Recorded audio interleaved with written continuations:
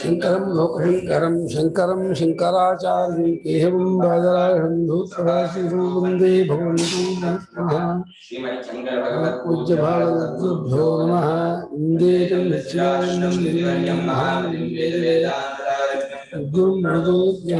सदाहं सम्प्रदायज्ञं संयमीन्द्रं सदाश्रयं सद्गुरुं दच्चिदानन्दं समाश्रये श्री श्री दच्चिदानन्देन्द्र सरस्वती महासद्गुरुभ्यो नमः अधीः ब्रह्म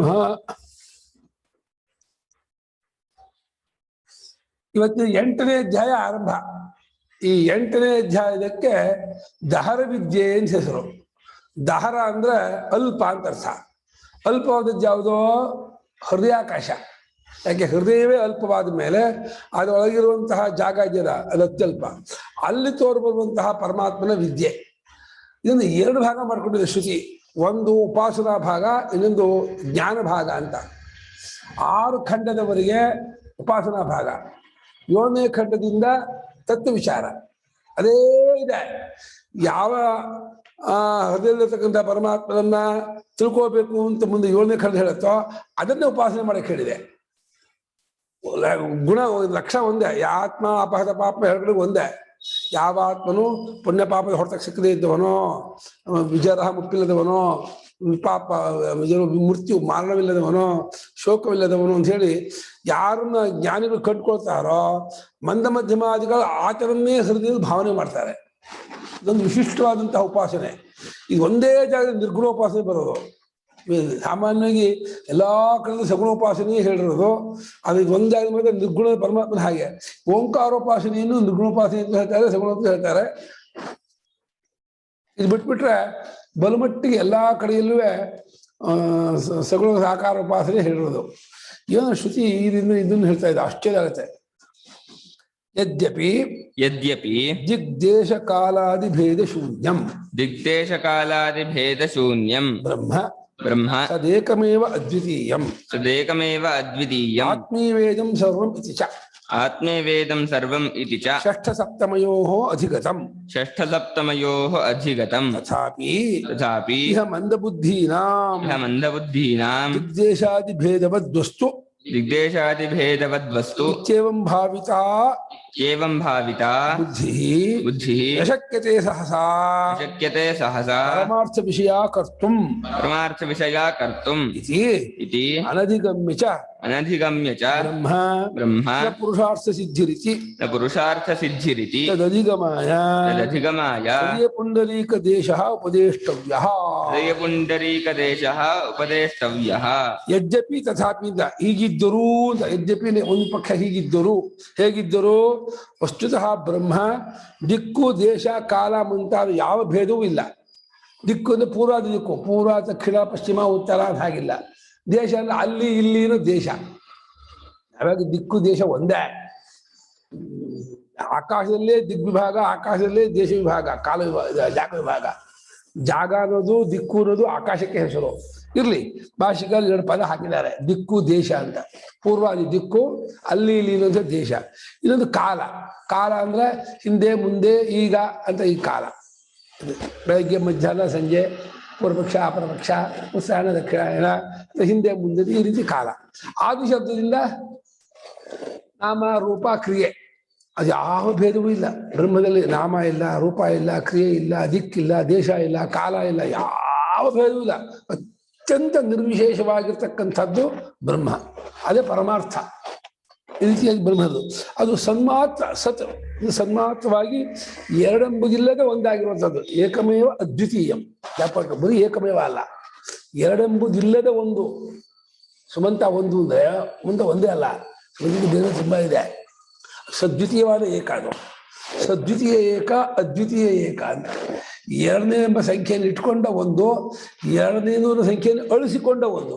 2ನೇ ಸಂಖ್ಯೆ ಇಲ್ಲ, ಅದು 2ನೇ ಎಂಬನ್ನು ಅಳಿಸಿಕೊಂಡಂತ ಒಂದಾಗಿರುವ ಆತ್ಮನೇ ಇದೆಲ್ಲವೂ ಅನುವಾದ. ಇದೆಲ್ಲವೂ ಇದೆಲ್ಲ ಆತ್ಮ ಅಲ್ಲ. ಇದೆಲ್ಲವೂ ಅವಿದ್ಯಾ ಕಲ್ಪಿತ. ಪರಮಾರ್ಥವಾಗಿ ಆತ್ಮ ವ್ಯತಿರಿಕ್ತವಾಗಿ ಏನೇನೂ ಇಲ್ಲ. ಆತ್ಮ ಒಂದೇ ಪರಮಾರ್ಥ. ಅದು ಆತ್ಮ ಅಂತಂದಿದ್ದು ಅಧ್ಯಾತ್ಮ ದೃಷ್ಟಿಯಿಂದಲೇ. ತಾನ ಸೌಭಾಗ್ಯ ಇರಲಿ. ಈ ವಿಚಾರವು 6ನೇ ಅಧ್ಯಾಯದಲ್ಲೂ 7ನೇ ಅಧ್ಯಾಯದಲ್ಲೂ ಈ ವಿಚಾರವನ್ನು ನಾವು ತಿಳಿಸ್ಕೊಟ್ಟದ್ದಾಯಿತು. ಈ ವಿಚಾರವೇ ನಡೆದಿರೋದು ಹಿಂದೆ ಅಂತ. ಭೂಮಿ ವಿದ್ಯೆಯೂ ಇದೇ ವಿದ್ಯೆಯೇ, ಸದ್ವಿದ್ಯೆಯೂ ಇದೇ ವಿದ್ಯೆ. 6ನೇ ಅಧ್ಯಾಯದ ಸದ್ವಿದ್ಯೆ. ಐತದಾತ್ಮವಿದಗೋ ಸರ್ವಂ ತತ್ಸತ್ಯಂ ಸ ಆತ್ಮ ತತ್ವಂ ಶಿಷ್ಯತೆ 9 ಸಲ 6ನೇ ಅದೇ ಬಂದಿದೆ. ಇವಾಗ ಹಿಂಗೆ ನಾಣ್ಯ ಪ್ರಸಿದ್ಧ ನಾಣ್ಯ ಶಿವನಾನ್ಯ ಭೂಮ ಅನ್ನೋದು ಇದನ್ನೇ ಹೇಳ್ತಾರೆ. ಈ 6, 7ನೇ ಅಧ್ಯಾಯಗಳಲ್ಲಿ ಈ ಆತ್ಮನೊಬ್ಬನೇ ಇರತಕ್ಕದ್ದು, ಅದು ದೇಶಕಾಲ ಅದು ಭೇದವಿಲ್ಲದ್ದು, ಏಕಮೇವ ದ್ವಿತೀಯವಾಗಿರ್ತಕ್ಕದ್ದು ಎಂಬ ವಿಚಾರವನ್ನ ತಿಳಿಸಿಕೊಟ್ಟದ್ದಾಗಿದ್ದರೂ ಯದ್ಯಪಿ ತಥಾಪಿ ಆಗಿದ್ದರು ಮಂದ ಬುದ್ಧಿಗಳಿದಾರಲ್ಲ, ನಾವೆಲ್ಲ ಮಂದ ಬುದ್ಧಿಗಳು. ನಮಗೆ ಅದು ಏಕಕಾಲ ಹೇಳಿದ್ರೆ ನಮಗೆ ತಲೆ ತಳ್ಕೊಳಕ್ಕಾಗಲ್ಲ. ಅಟ್ ಎ ಟೈಮಿಗೆ ಅದನ್ನ ಆಸ್ ಇಟ್ ಈಸ್ ಅದನ್ನ ಗ್ರಾಸ್ ಮಾಡ್ಕೊಳಕ್ಕಾಗಲ್ಲ. ನಿರ್ಗುಣ ನಿರಾಕಾರ ನಿಮ್ಗೆ ಅರ್ಥವೇ ಆಗಲ್ಲ ನಿಮ್ಗೆ. ಯಾಕೆಂದ್ರೆ ನಾವು ಎಲ್ಲ ವಸ್ತುವು ದಿಗ್ದೇಶಾದಿ ಭೇದವುಳ್ಳದ್ದಾಗಿಯೇ ಕಂಡಿದ್ದೀವಿ. ಕುರ್ಚಿ ಅಂದ್ರೆ ಎಲ್ಲಿ, ಯಾವಾಗ, ಈಗ, ಅಲ್ಲಿ, ಈಗ ಅನ್ನೋದು ಕಾಲ, ಅಲ್ಲಿ ಅನ್ನೋದು ದೇಶ. ಈ ರೀತಿ ವಸ್ತು ಕಂಡೇ ಅಭ್ಯಾಸ ಹೊರತು ಕಾಲ ದೇಶ ಸಂಬಂಧವಿಲ್ಲದ ವಸ್ತು ನಾವು ನೋಡೇ ಇಲ್ಲ, ಗೊತ್ತೂ ಆಗಲ್ಲ. ಸ್ವರ್ಗ ಅನ್ನೋದು ಒಂದು ಜಾಗ, ಅದು ಈಗ ಇಂದಾದ ಇರೋದು ಹಾಗಂದ್ರೆ ನಮ್ಗೆ ಅರ್ಥ ಆಗುತ್ತೆ. ಈ ಕಾಲ ದೇಶ ಬಿಟ್ಟು ಮಾತಾಡೋ ಅರ್ಥವೇ ಆಗಲ್ಲ. ಹಾಗಾಗಿ ಮಂದ ಬುದ್ಧಿಗಳು ಅಂದ್ರೆ ಉತ್ತಮ ಬುದ್ಧಿ ಸೂಕ್ಷ್ಮ ಬುದ್ಧಿಗಳು ಒಂದೇ ಸಲಕ್ಕೆ ತತ್ವವನ್ನು ತಿಳ್ಕೊಳ್ಳುವಂಥವರು ಉತ್ತಮ ಬುದ್ಧಿಗಳು, ಮಹಾಪ್ರಾಜ್ಞರು. ಮಂದ ಬುದ್ಧಿಗಳು ಅಂದ್ರೆ ಒಂದೇ ಸಲಕ್ಕೆ ಆ ನಿರ್ಗುಣ ಪರಬ್ರಹ್ಮ ತತ್ವವನ್ನ ಉಪದೇಶ ಮಾಡಿದ್ರೆ ಅರ್ಥ ಆಗೋಲ್ಲ, ತಿಳ್ಕೊಳಕ್ಕಾಗಲ್ಲ, ಇದು ಗೊತ್ತಾಗಲ್ಲ ಅಂತ ಯಾರಂತಾರೆ ಅವರಿಗಾಗಿ ಒಂದು ಲೆವೆಲ್ ಕೆಳಗಿಳಿದ್ಬಿಟ್ಟು ಉಪಾಸನೆ ಹೇಳ್ತಾರೆ. ಮಂದ ಬುದ್ಧಿ ಸ್ಥೂಲ ಬುದ್ಧಿ ಉಳ್ಳವರಾಗಿರುವ ಜನರಿಗೆ ದಿಕ್ಕು ದೇಶವೇ ಮುಂತಾದ ಭೇದವುಳ್ಳದ್ದಾದ ವಸ್ತುವನ್ನು ಹೀಗಿರ್ತಕ್ಕದ್ದು ಅಂತ ಇಚ್ಛೇವಂ ಭಾವಿತ ಬುದ್ಧಿ. ಈ ರೀತಿಯಾಗಿ ಆ ಬುದ್ಧಿಯಲ್ಲಿ ಭಾವನೆ ಊರ್ಕೊಂಡ್ಬಿಟ್ಟಿದೆ. ಏನೇ ವಸ್ತು ಅದು ದಿಗ್ದೇಶ ಕಾಲಾದಿಗಳನ್ನು ಕೊಂಡ್ಕೊಂಡದ್ದೇ. ದಿಗ್ದೇಶ ಕಾಲಾದಿ ಭೇದವಿಲ್ಲದೆ ಇರೋ ವಸ್ತು ಅಂದ್ರೆ ನಮಗೆ ಅರ್ಥವೇ ಆಗಲ್ಲ, ಅದು ಇಲ್ವೇ ಇಲ್ಲ, ಅದು ಹೊಂದೋದೇ ಇಲ್ಲ, ದಟ್ ಇಸ್ ಇಂಪಾಸಿಬಲ್ ಅಂದ್ಬಿಡ್ತಾರೆ. ಅದು ಅರ್ಥವಿಲ್ಲದ್ದು ಆ ಮಾತು ಅಂದ್ಬಿಡ್ತಾರೆ. ಅಷ್ಟರ ಮಟ್ಟಿಗೆ ಆಗ್ರಹ ಹಠ. ಹಾಗೆ ಏವಂ ಭಾವಿತ ಬುದ್ಧಿನ ಈ ರೀತಿಯಾಗಿ ಊರಿಕೊಂಡ ಬುದ್ಧಿ. ಏವಂ ಭಾವಿತ ಒಂದೇ ಪದ, ಏವಂ ಭಾವಿ ಈ ರೀತಿಯಾಗಿ ಊರ್ಕೊಂಡ್ಬಿಟ್ಟಿದೆ ನಮ್ಮ ಬುದ್ಧಿಯಲ್ಲಿ. ಏನೇ ಅಂದ್ರೂ ಅದು ಎಲ್ಲಿದೆ, ಹೇಗಿದೆ, ಅದು ಬಣ್ಣ ಏನು, ಆಕಾರ ಏನು, ದೇಶ ಕಾಲ ಏನು, ಜಾತಿ ಏನು, ಗುಣ ಏನು, ಕ್ರಿಯೆ ಏನು, ದ್ರವ್ಯ ಏನು, ಸಂಬಂಧ ಏನು, ಇದಿಟ್ಕೊಂಡೇ ನಾವು ವ್ಯವಹಾರ ಮಾಡ್ಬೇಕೆ ಹೊರತು ಏನು ಬರೀ ನೇಚಿ ಅಂದ್ಬಿಟ್ರೆ ಬಾಬಾ ಸ್ವಾಮಿ ನಮ್ಗೆ ಒಂದು ಅರ್ಥ ಆಗಲ್ಲ, ಏನು ಅಂದ್ಬಿಟ್ರೆ ಏನೋ ಕೊಡಿ ನಮ್ಮೊಂದು ಗ್ರಿಪ್ ಕೊಡಿ, ನಮ್ಗೆ ಗ್ರಿಪ್ ಬೇಕು, ನಮ್ಗೆ ಗ್ರಿಪ್ ಹಿಡಿಯೋದೇ ಹೊಡಿಯೋಕ್ಕಾಗಲ್ಲ ಬುದ್ಧಿಗೆ ಅಂತಾರೆ. ಗ್ರಿಪ್ ಇಟ್ಕೊಂಡು ಗ್ರಿಪ್ ಹಿಡಿಯೋದನ್ನ ಅರ್ಥ ಮಾಡ್ಕೊಂಡ್ರೆ ದಟ್ ಇಸ್ ಇಂಪಾಸಿಬಲ್ ಅಂದ್ಬಿಡ್ತಾರೆ. ಅದು ಆಗೋದೇ ಇಲ್ಲ ಅಂದ್ಬಿಡ್ತಾರೆ. ಅದನ್ನು ನೋಡ್ತು ಶ್ರುತಿ, ಓಹೋ ಇವರಿಗೆ ಆಗೋದು ಅರ್ಥವಾಗುವುದಿಲ್ಲ ಅಂತಂದ್ಬಿಟ್ಟು ಅವ್ರಿಗೆ ನಶಕ್ಯತೆ ಸಹಸಾ ಪರಮಾರ್ಥ ವಿಷಯ ಕರ್ತವ್ಯ.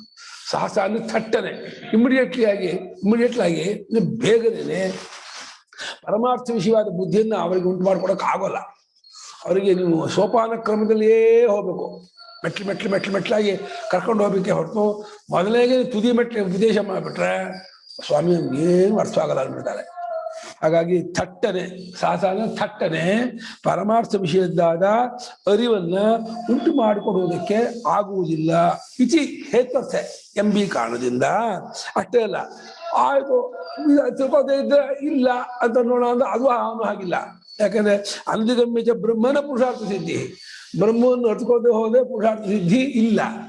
ಬ್ರಹ್ಮವನ್ನು ನಡ್ಕೋಕ್ಕಾಗಲ್ಲ. ಏನ್ ಮಾಡಪ್ಪ ಇವಾಗ? ನಮ್ಮಂಥ ಮಂದ ಮಧ್ಯಮಾಧಿಕಾರಿಗೆ ಬ್ರಹ್ಮ ತಲೆಗೆ ಹತ್ತಲ್ಲ, ಅರ್ಥ ಆಗಲ್ಲ, ಹಿಡಿಯಲ್ಲ. ಬ್ರಹ್ಮನ್ ತಿಳ್ಕೋದೇ ಹೋದ್ರೆ ಪುರುಷ ಪ್ರಾಪ್ತಿ ಆಗೋಲ್ಲ ಅಂತಾರೆ. ಏನ್ ಮಾಡುದು? ನಮಗೂ ಏನಾದ್ರು ಒಂದು ಚಾನ್ಸ್ ಕೊಡಿ ಈ ಜಾಗದಲ್ಲಿ ಅಂತಂದ್ರೆ ತದಧಿಗಮಾಯ ಆ ಬ್ರಹ್ಮನ್ ಕಂಡುಕೊಳ್ಳುವುದಕ್ಕೋಸ್ಕರವಾಗಿ ಒಂದು ಹೃದಯ ಪುಂಡರೀಕ ಅಂತ ಒಂದು ನಮ್ಮ ಇದರಲ್ಲಿದೆ. ಹೃದಯ ಎದೆ ಒಳಗೆ ಹೃದಯ ಅಂತ ಒಂದು ಎಡಗೈ ಮುಷ್ಟಿ ಅಷ್ಟು ದಪ್ಪದು ಮಾವಿನ ಹಣ್ಣಿನ ಆಕಾರದ ಒಂದು ಮುದ್ದೆ. ಅದರ ಒಳಗೆ ಒಂದು ಅಂಗುಷ್ಠ ಮಾತ್ರ ಅಷ್ಟು ಜಾಗ ಇದೆ ಎಂದು ಶಾಸ್ತ್ರ ಹೇಳುತ್ತೆ. ಅಲ್ಲಿ ಆ ಹೃದಯಾಕಾಶದಲ್ಲಿ ಪರಮಾತ್ಮನು ತೋರಿ ಬರ್ತಾನೆ. ಕುಡಿಕೆ ಒಳಗೆ ಆಕಾಶ ಹೇಗೆ ತೋರಿ ಬರುತ್ತೋ ಹೃದಯದೊಳಗೆ ಚೈತನ್ಯ ಸ್ವರೂಪನಾದ ಆತ್ಮನು ತೋರಿ ಬರುತ್ತೆ. ಯೋಗಿಗಳಿಗೆ ಹೃದಯ ಕಮಲ ಮಧ್ಯೆ ದೀಪವದ್ವೇ ದಸಾರಂ ಪ್ರಣವಮಯ ಮತರ್ಕ್ಯಂ ಯೋಗಿ ಹೃದಯಾನ ಗಮ್ಯಂ. ಯೋಗಿಗಳ ಹೃದಯದಲ್ಲಿ ಧ್ಯಾನದಿಂದ ತಿಳಿದು ಬರುವನು. ಸವಾ ಏಷ ಆತ್ಮ ಹೃದಯ ಮನೀಷಾ ಮನಸ್ಸ ವಿಕಲ್ಪ ಶ್ರುತಿಯಲ್ಲ, ಹೃದಯದಲ್ಲಿಯೇ ಈ ಆತ್ಮ ತೋರ್ ಬರ್ತಾನೆ, ಗೊತ್ತಾಗ್ತಾನೆ, ತಿಳಿದು ಬರ್ತಾನೆ. ತಪ್ಪು ತಿಳ್ಕೊಂಡಿರೋದು ಅಲ್ಲೇ ಅಂತ ಹೇಳ್ತಾ ಇದೆ. ಈ ತಪ್ಪು ತಿಳ್ಕೊಂಡಿರೋದು ಅಲ್ಲೇ. ಈ ನಾನು ಅನ್ನೋದ್ರ ಅಭಿವ್ಯಕ್ತಿ ಫಸ್ಟ್ ಹೃದಯದಲ್ಲಂತೆ. ಯಾಕಂದ್ರೆ ಅಲ್ಲೇ ಇರೋದು ಅಂತಃಕರಣ. ಅಂತಃಕರಣ ಎಲ್ಲಿದೆಯೋ ಅಲ್ಲಿ ಚೈತನ್ಯ ಪ್ರತಿಬಿಂಬವಾಗಿ ನಾನು ತೆಗೆದುಕೊಳ್ಳುತ್ತೆ. ಅಲ್ಲಿ ಧ್ಯಾನ ಮಾಡಬೇಕಾಗಿರೋದು ಹೃದಯದಲ್ಲಿಯೇ, ತಪ್ಪು ತಿಳ್ಕೊಂಡಿರೋದು ಹೃದಯದಲ್ಲಿಯೇ, ಸರಿಯಾಗಿ ತಿಳ್ಕೊಬೇಕಾಗಿರೋದು ಹೃದಯದಲ್ಲಿಯೇ. ನಾವು ಬ್ರೈನಲ್ಲಿ ಮೆಂಟ್ರಿ ಇಲ್ಲಿ ತಿಳ್ಕೊಬೇಕು ಅನ್ಕೊಂಡಿದೀವಿ. ಅದು ಇದು ಎಲ್ಲಾ ಕಡೆ ಅಂತ ತಿಳ್ಕೊಬೇಕಲ್ವಾ? ಹೃದಯ ಅಂದ್ರೆ ಎಮೋಷನ್ಸ್ ಅಲ್ಲಿ, ಆದ್ರೆ ವಿವೇಕ ಅನ್ನೋದು ಐ ಆಮ್ ಅಸ್ಯೂಮಿಂಗ್ ಇನ್ನ ಬ್ರೈನ್ ಕಡೆನೆ ಬರುತ್ತೆ ಅಂತ. ಅದನ್ನ ಫೀಲಿಂಗ್ ಆಗೋದು ಹೃದಯದಲ್ಲಿ, ಅನುಭವ ರೂಪನೇ ಹೊರತು, ಎಕ್ಸ್ಪೀರಿಯನ್ಸ್ ರೂಪನೇ ಹೊರತು ಇಂಟೆಲೆಕ್ಚುಯಲ್ ರೂಪ ಅಲ್ಲ. ಇಂಟೆಲೆಕ್ಚುಯಲ್ ಆಗಿ ಕಲಿಸುವಾಗ ಬ್ರೈನ್, ಫೀಲಿಂಗ್ ಆಗಿ ತಿಳ್ಕೊಳ್ಳೋದು ಹೃದಯದಲ್ಲಿ. ಅಂತಃಕರಣ ಒಂಥರ ಡಿಸ್ಟ್ರಿಬ್ಯೂಟ್ ಆಗಿದೆ ಅಂತ ಹೇಳ್ಬೋದಲ್ವಾ? ಅಂದ್ರೆ ಮೈನ್ ಗೇಟ್ ಹೃದಯವೇ ಹೇಳೋದು. ಆಮೇಲೆ ಸಬ್ ಇದು ಬಸ್ ಸ್ಟ್ಯಾಂಡ್ಗಳು ಬೇರೆ ಬೇರೆ. ಮೈನ್ ಬಸ್ ಸ್ಟ್ಯಾಂಡು ಮೆಜೆಸ್ಟಿಕ್ ಹಾಗೆ, ಹೃದಯ ಮೆಜೆಸ್ಟಿಕ್, ಅದು ಹಾರ್ಟ್ ಮಧ್ಯ. ಅಲ್ಲಿ ಹೃದಯದಲ್ಲಿ ಅಂತಃಕರಣ ಇದೆ. ಆ ಅಂತಃಕರಣದಲ್ಲಿ ಆತ್ಮ ಪ್ರತಿಬಿಂಬಿಗಾಗಿ ತೋರ್ತಾನೆ. ಅಲ್ಲಿ ನಾನು, ಬುದ್ಧಿ, ಮನಸ್ಸು, ಚಿತ್ತ ಅಂತ ಹೀಗೆ 4 ಪ್ರಕಾರವಾಗಿ, ಇಂಪಾರ್ಟೆಂಟ್ ಆಗಿ 4 ಅಂತ ಪ್ರಕಾರ ಇದೆ. ಹೇಳಿ ಮುಗಿಸೋಕ್ಕಾಗಲ್ಲ. ಈಗ ನೀವು ಹೇಳಿದ್ದು ಹೃದಯ ಏನೋ ಹೇಳಿದ್ರಲ್ಲ, ಅದ್ ಹೇಳಿ ಮತ್ತೆ. ಹೃದಯ ಅದು ಮಾವಿನ ಹಣ್ಣಿನಂತೆ ಮಾಂಸದ ಮುದ್ದೆ, ಎಡಗೈ ಮುಷ್ಟಿ ದಪ್ಪ ಇದೆ. ಅದು ಈಗ ಕೆಳಗೆ ಜ್ಯೋತಿ ಬಿದ್ದಿದೆ, ಹೃದಯದಲ್ಲಿ ಈ ಜ್ಯೋತಿ ಬಿದ್ದಿದೆ. ಅದು ಮೇಲ್ಗಡೆ ನಾಳ ಇದೆ, ಅಪಧಮನಿ ಅಭಿಧಮನಿ ನಾಳಗಳೆಲ್ಲ ಇದೆ. ಆ ಹೃದಯದೊಳಗೆ ಪಂಪ್ ಆಗ್ತಾ ಇದೆ. ಅಲ್ಲಿ ಹೃದಯ ಪಂಪ್ ಆಗ್ತಾ ಇದೆಯಲ್ಲ, ಆ ಒಳಗೆ ಹೃದಯದೊಳಗೆ ಸೂಕ್ಷ್ಮವಾದ ಆಕಾಶ ಇದೆ. ಆ ಆಕಾಶ ಚಿದಾಕಾಶ ಅಂತ. ಆಕಾಶ ಅಂದ್ರೆ ಸ್ಪೇಸ್ ಅಂತ ನೀವ್ ಹೇಳೋದು ಅಲ್ವಾ? ಸ್ಪೇಸ್ ಅಂತ ಸ್ಥೂಲಾರ್ಥ. ಅದು ಪರಮಾತ್ಮನಿಗೂ ಆಕಾಶ ಅಂತೀವಿ, ಚಿದಾಕಾಶ. ಅದು ಇದು ಭೂತಾಕಾಶ, ಅದು ಚಿದಾಕಾಶ. ಚೈತನ್ಯವಾದ ಆಕಾಶ. ಆಕಾಶ ಅಂದ್ರೆ ಎಲ್ಲಕ್ಕೂ ಅವಕಾಶ ಮಾಡಿಕೊಟ್ಟಿರೋದು ಅಂತ. ಆ ಚೈತನ್ಯ ಎಲ್ಲವನ್ನೂ ಇಟ್ಕೊಂಡಿದೆ, ಎಲ್ಲವನ್ನೂ ಧಾರಣೆ ಮಾಡ್ಕೊಂಡಿದೆ. ಅದರಿಂದ ಚೈತನ್ಯವನ್ನು ಆಕಾಶ ಅಂತ ಕರೀತಾರೆ. ಅಲ್ಲಿಯೇ ನಾನು ತೋರ್ಬಾರದು, ಆ ಹೃದಯಗಳಿಗೆ ನಾನು ತೋರ್ಬಾರದು. ಆ ನಾನು ಮೊದಲನೇ ರೂಪವೇ ತಪ್ಪಲಿಕ್ಕೆ ರೂಪ. ಆ ನಾನು ಅದನ್ನು ಬಿಟ್ಕೋಬೇಕಾಗಿರೋದು ಹೃದಯದಲ್ಲಿಯೇ, ಸರಿಯಾಗಿ ತಿಳ್ಕೊಬೇಕಾಗಿರೋದು ಹೃದಯದಲ್ಲಿಯೇ. ಅಲ್ಲಿ ಹೃದಯದಲ್ಲಿಯೇ ಧ್ಯಾನ ಮಾಡಿ, ಹೃದಯದಲ್ಲಿಯೇ ನಾನು ಎಂಬ ತೋರಿಕೆಯು ತಪ್ಪಾದ ತೋರಿಕೆ ಅಂತ ತಿಳ್ಕೊಂಡು ಅದಕ್ಕೆ ತಡಿಕೆಯಂತಿರುವ ತಾನಾದ ರೂಪವನ್ನು ಗುರುತಿಸ್ಕೋಬೇಕು. ಇದು ಗುರುತಿಸ್ಕೋದನ್ನ ಅನುಭವಾತ್ಮಕವಾಗಿ ತಗೋಬೇಕು. ಇದನ್ನು ಫೀಲಿಂಗೇ ಹೊರತು, ಎಮೋಷನ್ನೇ ಹೊರತು, ಇದು ಆಬ್ಜೆಕ್ಟಿವ್ ಆಗಿ ತಿಳ್ಕೊಳ್ಳೋದಲ್ಲ, ವಿಷೀಕರಿಸಿ ತಿಳ್ಕೊಳ್ಳೋದಲ್ಲ, ತಾನಾಗಿ ಗೊತ್ತಾಗುವಂತಹ ಅನುಭವ. ಅದು ಚಿದಾಕಾಶ ಅಂತ ಇದ್ದೀರಾ, ಅದೇ ಅಲ್ಲಿಗೆ ಹೆಂಗ್ ಬಂತು ಗುರುಗಳೇ? ಚಿದಾಕಾಶ ಅಂದ್ರೆ ಚಿತ್ತಂದ್ರೆ ಅರಿವು, ಚೈತನ್ಯ. ಚೈತನ್ಯವನ್ನೇ ಆಕಾಶ, ಚಿತ್ತಿನ ಆಕಾಶ ಅಲ್ಲ. ಚಿದೇವ ಆಕಾಶ ಚಿದಾಕಾಶ. ಚೈತನ್ಯವನ್ನೇ ಸಮಸ್ತಕ್ಕೂ ಆಧಾರ ಅಂತ, ಅದನ್ನ ಚಿದಾಕಾಶ ಅಂತೀವಿ. ಅರ್ಧಾಕಾಶ, ಚಿದಾಕಾಶ, ದಹರಾಕಾಶ ಎಲ್ಲ ಒಂದೇ ಅರ್ಥ. ಈಗ ನೀವು ಸಾಂಸ್ಕ್ರಿಟ್ ಏನೋ ಹೇಳಿದ್ರಲ್ಲ, ಅದು ಹುಡುಕಕ್ ಟ್ರೈ ಮಾಡ್ತಾ ಇದೀನಿ. ಅದ್ ಒಂದ್ ಸ್ವಲ್ಪ ಹೃದಯ ಗಮಯ ಮಧ್ಯನ ಎಂತ ಗಮನ ಮಧ್ಯೆ ದೀಪ ಮಧ್ಯೆ ಪ್ರಣವಮಯ ಮತಕ್ಯಂ ಯೋಗಿ ಹೃದ್ಯಾನ ಗಮ್ಯಂ ಹರಿಗುರು ಶಿವಯೋಗಂ ಸರ್ವಭೂತಸ್ಥಮೇಕಂ ಸಕೃತಪಿ ಮನಸಾ ಮಾಂ ಧ್ಯಾಯತೆ ಯಸ್ ಮುಕ್ತ ಅಂತ ಪುರಾಣ ಶ್ಲೋಕ. ಆನ್ಲೈನ್ ಆಮೇಲೆ ನೋಡ್ತೀನಿ, ಆಯ್ತು. ಅದ್ ಸಿಗುತ್ತಾ ಅಂತ ನೋಡ್ದೆ, ಸಿಗ್ಲಿಲ್ಲ. ಆ ಶ್ಲೋಕ ಬೇಕಾ ನಿಮ್ಗೆ? ಯಾಕೆ ಆ ಶ್ಲೋಕ ಕರ್ಕೊಂಡು ಏನ್ ಮಾಡ್ತೀರಾ? ಅದೇನೋ ಒಂದ್ ಪೇಪರ್ ಬರೀತಾ ಇದ್ವಿ, ಅದಕ್ಕೆ ಯೂಸ್ ಬರ್ಕೊಳ್ಳಿ ಆಮೇಲೆ ಹೇಳ್ತೀನಿ. ನಮ್ಮ ಬಸವಲಕ್ಷ್ಮಿ ಬರ್ಕೊಂಡಿದ್ದಾರೆ ಶ್ಲೋಕನ. ಸನ್ಯಾಸಿಗಳು ಜಪ ಮಾಡ್ಬೇಕಾದ್ರೆ ಮುಂಚೆ ಇದನ್ನ ಧ್ಯಾನ ಮಾಡ್ಕೊಂಡು ಹೇಳ್ತಾರೆ.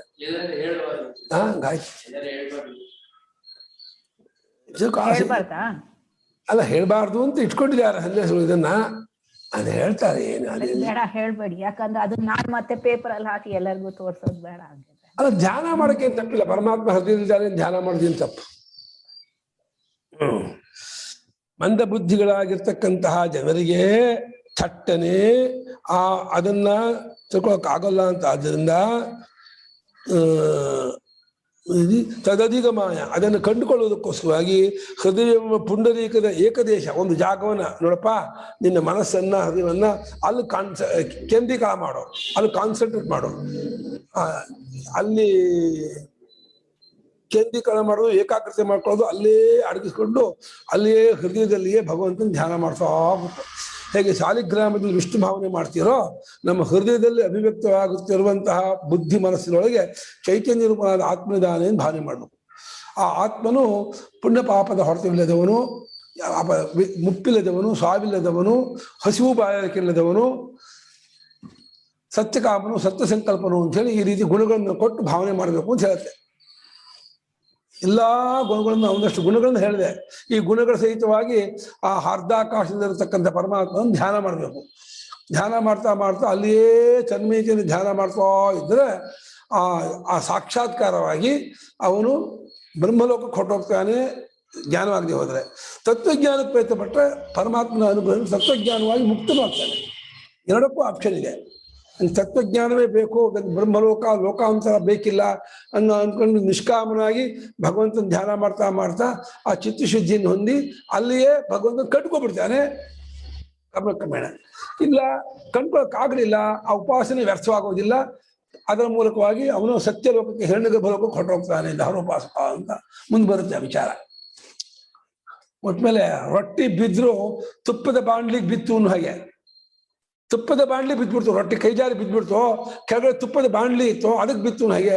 ಈ ಉಪಾಸನೆ ಮಾಡಿದವರು ತತ್ವಜ್ಞಾನ ಆದರೂ ಮುಕ್ತರು, ಇಲ್ಲದೆ ಹೋದ್ರು ಬ್ರಹ್ಮಲೋಕಕ್ಕೆ ಹೋಗ್ತಾರೆ. ಉಭಯ ಚಾಪಿ ಲಾಸ್ ಇಲ್ಲ ಅವರಿಗೆ. ಉಪಾಸನೆ ಮಾಡ್ಬೇಕಷ್ಟೆ. ಉಪಾಸನೆಯನ್ನು ಎಡಬಿಡದೆ ನಿರಂತರವಾಗಿ ಸಾಕ್ಷಾತ್ಕಾರ ಆಗುವವರೆಗೂ ಪರಮ ಪ್ರೇಮದಿಂದ ಶ್ರದ್ಧೆಯನ್ನು ಕೂತ್ಕೊಂಡು ಮಾಡ್ತಾ ಕೂತ್ಬೇಕು.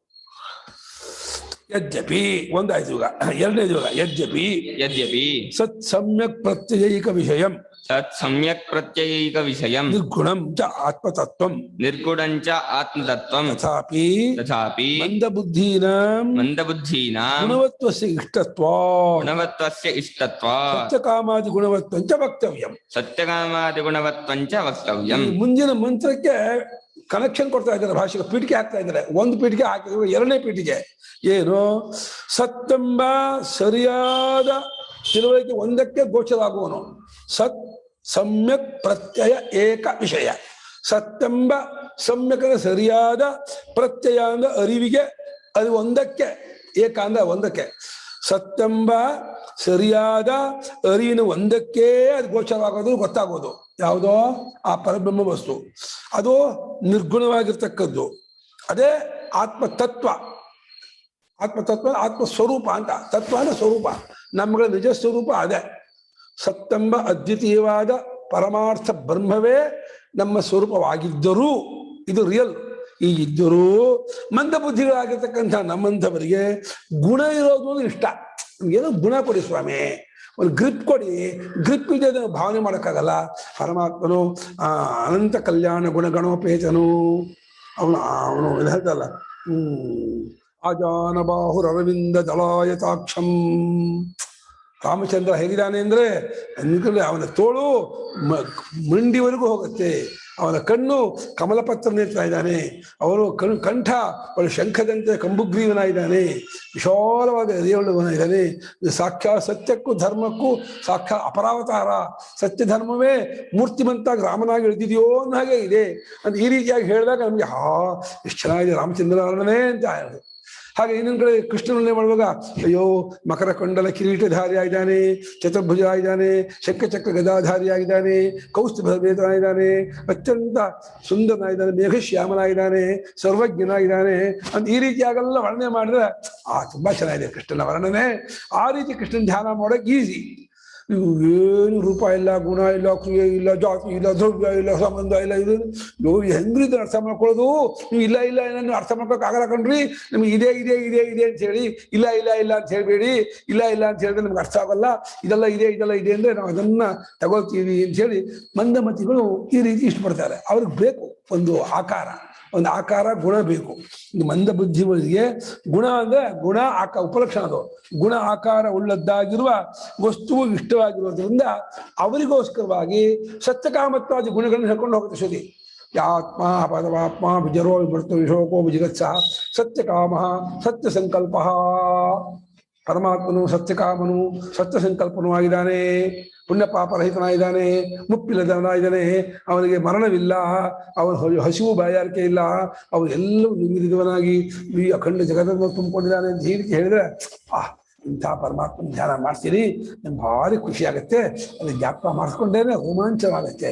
ಆ ಪರಮಾತ್ಮ ಮುಳುಗ್ತೀನಿ, ಅಲ್ಲೇ ಧ್ಯಾನ ಮಾಡ್ತಾ ಇರ್ತೀನಿ ಅಂತೇಳಿ ಇಷ್ಟಪಟ್ಕೊಂಡು ಧ್ಯಾನ ಮಾಡ್ತಾ ಕೂತ್ಕೋತಾರೆ. ಧ್ಯಾನ ಮಾಡ್ತಾ ಮಾಡ್ತಾ ಮಾಡ್ತಾ ಅಲ್ಲಿಯೇ ಅದು ಇಮ್ಮರ್ಷನ್ ಆಗ್ಬಿಡುತ್ತೆ. ಆ ಮನಸ್ಸು ಮಾಡ್ತಾ ಮಾಡ್ತಾ ಅಲ್ಲಿ ಮುಳುಗೋಗ್ಬಿಡುತ್ತೆ. ಆ ಧ್ಯೇಯವಾದ ಆ ಭಗವಂತ ಪರಮಾತ್ಮನಲ್ಲಿ ಇಮ್ಮರ್ಷನ್ ಮುಳುಗೋಗ್ಬಿಟ್ಟು ಒಂದಾಗ್ಬಿಡುತ್ತೆ, ತಾದಾತ್ಮ್ಯತೆ ಹೊಂದ್ಬಿಡುತ್ತೆ. ಅದು ಅಲ್ಟಿಮೇಟ್ ಉಪಾಸನೆಯ ಅಲ್ಟಿಮೇಟ್ ಸ್ಟೇಟ್, ಸಾಕ್ಷಾತ್ಕಾರ ಆಗ್ಬಿಡುತ್ತೆ. ಆಗ ನೋಡಿ ನಿನ್ನೆ ಹೇಳಿದಲ್ಲ ಭಾಗವತದಲ್ಲಿ ವಸುಲಕ್ಷ್ಮಿ ಎಲ್ಲ ಅಣಿಮಾದಿ ಸಿದ್ಧಿಯೆಲ್ಲ ಆಗ್ಬಿಡುತ್ತೆ ಅವನಿಗೆ. ವಸುಲಕ್ಷ್ಮಿದು ಇಲ್ಲಿ ಈಗ ಕೆಂಪು ಹೇಳಿಮ್ಮ ಇವುಗಳೇ ನೀವು ಒಂದಾಗದು ಅಂತಂದ್ರೆ ಮನಸ್ಸಿನ ವೃತ್ತಿಗಳು ನಿಲ್ಲದು ಅಂತನ ಯಾವ ಒಂದಾಗೇ ಇರೋದಮ್ಮ, ಒಂದೇ ಆಗಿದೆ, ಒಂದಾಗಿಲ್ಲ, ಬೇರೆ ಮನಸ್ಸು ಅಂದ್ಕೊಂಡಿದ್ರೆ ಬಿಟ್ಕೊಳ್ಳೋದು. ಹೌದು, ವೃತ್ತಿ ನಿಂತೋಗ್ಬಿಡುತ್ತೆ. ವೃತ್ತಿ ನಿಂತು ಆ ತನ್ಮಯತೆ ತಂದ್ಕೊಂಡು ಅದೇ ನಾನು ಅನ್ನೋ ಅಭಿಮಾನ ಬಂದ್ಬಿಡುತ್ತೆ. ಆ ಅಭಿಮಾನ ಬಂದ್ಬಿಡುತ್ತೆ. ಹೌದು, ಆ ದಹರಾಕಾಶನಾದ ಪರಮಾತ್ಮನೇ ನಾನು ಅನ್ನೋ ಅಭಿಮಾನ ಬರುತ್ತೆ. ಅದು ಭಾವನಾ ರೂಪವಾದ ಅಭಿಮಾನ. ಅಲ್ಲಿ ಅಭಿಮಾನದಲ್ಲಿ ಅನುಭವ ರೂಪವಾದ ಜ್ಞಾನ ಬೇರೆ, ಭಾವನಾ ರೂಪವಾದ ಅಭಿಮಾನ ಬೇರೆ. ಇದು ಭಾವನಾ ರೂಪವಾದ ಅಭಿಮಾನ. ಇದು ಮುಂದೆ 7ನೇ ಪ್ರಪಾಠಕದಿಂದ ಅನುಭವ ರೂಪವಾದ ಜ್ಞಾನ ರೂಪವಾದಂತಹ ವಿಚಾರ ಹೇಳ್ತಾರೆ. ಇದನ್ನೇ ಇದು ಯಾರು ಜ್ಞಾನ ರೂಪವಾಗಿ ತಂದ್ಕೊಳಕ್ಕಾಗಲ್ಲ ಅವರಿಗೆ ಒಂದು ಇಮೇಜಿನ್ ಕೊಟ್ಟು ಅವಕಾಶ ಕೊಟ್ಟು ಗುಣ ಕೊಟ್ಟು ಅದನ್ನ ಭಾವನೆ ಮಾಡ್ತಾ ಕೂತ್ಕೊಳ್ಳಿ ಅಂತ ಹೇಳ್ತಾರೆ. ಮನಸ್ಸಿನ ವೃತ್ತಿಗಳ ನಿಂತಾಗ ಆ ತರ ಅನ್ಸುತ್ತೆ ಅಂತ ಬರೀ ಮುಂಚಿನ ಸುಷುಪ್ತಾಗಿ ನಿಲ್ಲಲ್ಲ, ನಿಂತು ನಿಂತ ಆ ಮನಸ್ಸಿಗೆ ಆ ದಹರಾಕಾಶನಾದ ಪರಮಾತ್ಮನೇ ನಾನೂನು ಸಾಕ್ಷಾತ್ಕಾರ ಆಗುತ್ತೆ. ಬರೀ ನಿಂತಾಗ ಅಂತ ಬ್ಲಾಂಕ್ ಆಗಿ ಇಟ್ಕೋಬೇಡಿ. ನಿಂತು ಕೂಡ್ಲೇ ಆ ವ್ಯಾಪಕವಾದ ಆ ಚಿದಾಕಾಶವಾದ ಪರಮಾತ್ಮನೇ ನಾನು ಸಾಕ್ಷಾತ್ಕಾರ ಆಗುತ್ತೆ, ಅಭಿಮಾನ ಆಗುತ್ತೆ. ಅದು ಭಾವನಾ ರೂಪವಾದ ಸಾಕ್ಷಾತ್ಕಾರ, ಇದು ಅನುಭವ ರೂಪವಾದ ಅಲ್ಲ. ಸರಿ, ನೀ ವೃತ್ತಿ ನಿಂತಾಗ ಅಂದ್ಬಿಟ್ರೆ ವೃತ್ತಿ ಸುಷುಪ್ತಿಲೂ ನಿಂತು ಬಿಡುತ್ತೆ. ಬ್ಲಾಂಕ್ ಆಗಿ ಹಾಗೆ ನಿಂತೇ ಆಗಲ್ಲ. ಈ ಭಾವನೆ ಇದು ಉಪಾಸನೆ ಆದ್ರಿಂದ, ಉಪಾಸನೆ ಕರ್ತೃತಂತ್ರ ಭಾವನಾ ರೂಪ ಆದ್ರಿಂದ ಆ ದೇವತಾ ಸಾಕ್ಷಾತ್ಕಾರ ಆಗತ್ತೆ. ಈ ವೃತ್ತಿ ಪರಿಚ್ಛಿನ್ನವಾದ ನಾನು ವಸುಲಕ್ಷ್ಮಿ, ನಾನು ಅನುಪಮ, ನಾನು ಲಕ್ಷ್ಮಿ, ನಾನು ಸೋಮಶೇಖರ, ನಾನು ಸುರೇಖ ಅನ್ನೋ ಈ ಭಾವನೆ ಹೋಗ್ಬಿಟ್ಟು ಸರ್ವಾತ್ಮರಾದ ಜಗದಾತ್ಮರಾದ ಆ ಪರಬ್ರಹ್ಮವೇ ನಾನು ಅಂತ ಆ ರೀತಿ ಸಾಕ್ಷಾತ್ಕಾರ. ನಿಂತಾಗ ಏನ್ ಮಾಡ್ಬೇಕು? ಎಲ್ಲ ನಿಂತಿದ್ದಾಗ, ವೃತ್ತಿ ಎಲ್ಲ ಎದ್ದಿರುವಾಗ ನಿಂತಿರತ್ತೆ ಅನ್ಕೊಳ್ಳಿ, ಅವಾಗ ನೆಕ್ಸ್ಟ್ ಏನ್ ಮಾಡ್ಬೇಕು? ಮಾಡಲ್ಲ ಆ ಸಾಕ್ಷಾತ್. ಇವಾಗ ಹಾಗೆ ನಾನು ವಸುಲಕ್ಷ್ಮಿ ತಂದ್ಕೊಂಡಿದ್ದೀರೋ ಈ ವಸುಲಕ್ಷ್ಮಿ ಭಾವನೆ ಹೋಗಿ ನಾನು ಸತ್ಯಕಾಮತ್ವಾದಿ ಗುಣಗುಣೋಪೇತನಾದಂತ ಪರಮಾತ್ಮ ಅಂತ ಸಾಕ್ಷಾತ್ಕಾರ ಆಗುತ್ತೆ. ಆ ಸಾಕ್ಷಾತ್ಕಾರ ಆದವನಿಗೆ ಶಾಂತಿ ಸಮೃದ್ಧಿ ಆಗುತ್ತೆ, ಆನಂದ ಉಂಟಾಗುತ್ತೆ, ಸತ್ಯ ಸಂಕಲ್ಪನಾಗ್ತಾನೆ, ಏನ್ ಬಯಸೋದೆಲ್ಲ ಆಗುತ್ತೆ. ಎಲ್ಲ ಸಮಸ್ತ ಅಣಿಮಾದಿ ಅಷ್ಟಗುಣಗಳು ಅವನಿಗೆ ಸಿದ್ಧಿ ಆಗುತ್ತೆ. ಅದವನಿಗೆ ಬೇಕು ಉಪಾಸಕನಿಗೆ. ಉಪಾಸನೆ ಮಾಡೋ ಕಾಲದಲ್ಲಿ ದ್ವೈತ ಇರುತ್ತೆ, ಸಾಕ್ಷಾತ್ಕಾರ ಆದಾಗ ದ್ವೈತ ಹೋಗುತ್ತಲ್ವಾ ಗುರು? ಹೌದೌದು, ಆ ದೇವತೆ ತಾನು ಅನ್ಕೋತಾನೆ. ಹೌದೌದು, ದೇವತಾ ಸಾಕ್ಷಾತ್ಕಾರ ಆಗಿ ದೇವತೆಗೆ ಅಭಿಮಾನ ಬರುತ್ತೆ. ಹೌದು, ವ್ಯಷ್ಟಿ ಅಭಿಮಾನ ಹೋಗಿ ಸಮಷ್ಟಿ ಅಭಿಮಾನ ಬರುತ್ತೆ. ಆ ಅಭಿಮಾನ ರೂಪವಾದಂತಹ ಸಾಕ್ಷಾತ್ಕಾರ ಇದೆಯಲ್ಲ, ಅದು ಅಲ್ಟಿಮೇಟ್ ಅಲ್ಲ. ಆ ಅಭಿಮಾನವನ್ನು ಬಿಟ್ಟು ಕೇವಲವಾದ ಸ್ವರೂಪದಲ್ಲಿ ಕಂಡುಕೊಳ್ಳೋದು ಜ್ಞಾನ. ಅದು ತುಂಬಾ ವೆರಿ ಕ್ಲೋಸ್. ಆ ಜ್ಞಾನಕ್ಕೂ ಆ ಹಾರ್ದಾಕಾಶದ ಸಾಕ್ಷಾತ್ಕಾರದ ಅಭಿಮಾನಕ್ಕೂ ಬಹಳ ಹತ್ತಿರ. ಒಂದೇ ಸ್ಟೆಪ್ಪು ಅದೇ ಹೇಳೋದಾದ್ರೆ, ಅಭಿಮಾನ ರೂಪವಾದ ಸಾಕ್ಷಾತ್ಕಾರ ಹಿರಣ್ಯಗರ್ಭ, ಅಭಿಮಾನ ರಹಿತವಾದ ಸ್ವರೂಪ ಪರಮಾತ್ಮ ಸ್ವರೂಪ.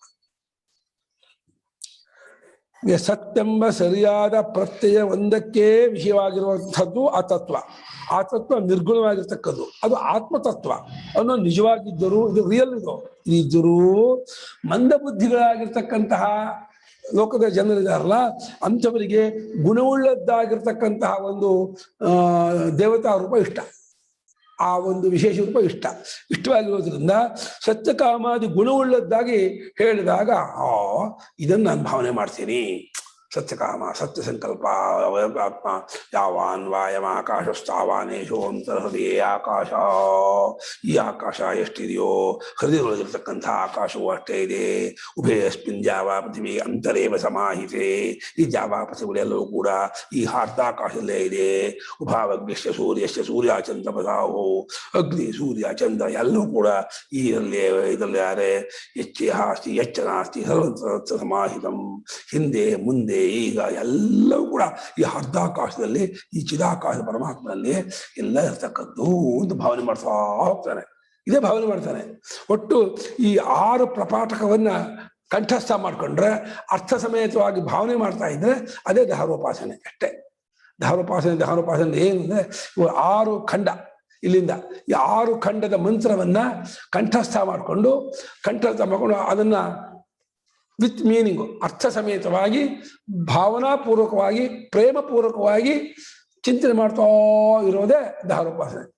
ನಮ್ಮ ಮತ್ತೂರು ಭಾನು ಮಾಡ್ತಾ ಇದ್ದಾನೆ, ನಮ್ಮ ಅಕ್ಕನ ಮಗ, ಬಹಳ ವರ್ಷದಿಂದ ಮಾಡ್ತಾ ಇದ್ದಾನೆ ಅವನು. ಆದ್ರೆ ಅವ್ನು ಹೇಗೆ ಮಾಡಿದಾನೆ, 1-2-3 ಸಲ ಈ ಮಂತ್ರ ಹೇಳ್ಬಿಟ್ಟು ಅರ್ಥ ಮಾಡಿದ್ದಾನೆ. ಬೆಳಗ್ಗೆ ನಿರಂತರ ಮಾಡೋಲ್ಲ, ಸಂತತವಾಗಿ ಮಾಡೋಲ್ಲ, ಒಂದು 10 ನಿಮಿಷವೋ 1/4 ಗಂಟೆನೋ ಹೇಳ್ತಾನೆ. ಸಂತತವಾಗಿ ಮಾಡಬೇಕು. 6 ಖಂಡ, ಇಲ್ಲಿಂದ 7ನೇ ಖಂಡದಿಂದ ತತ್ವವಿಚಾರ ಶುರು ಆಗ್ಬಿಡುತ್ತೆ. 4ನೇ ಖಂಡ ಇದು.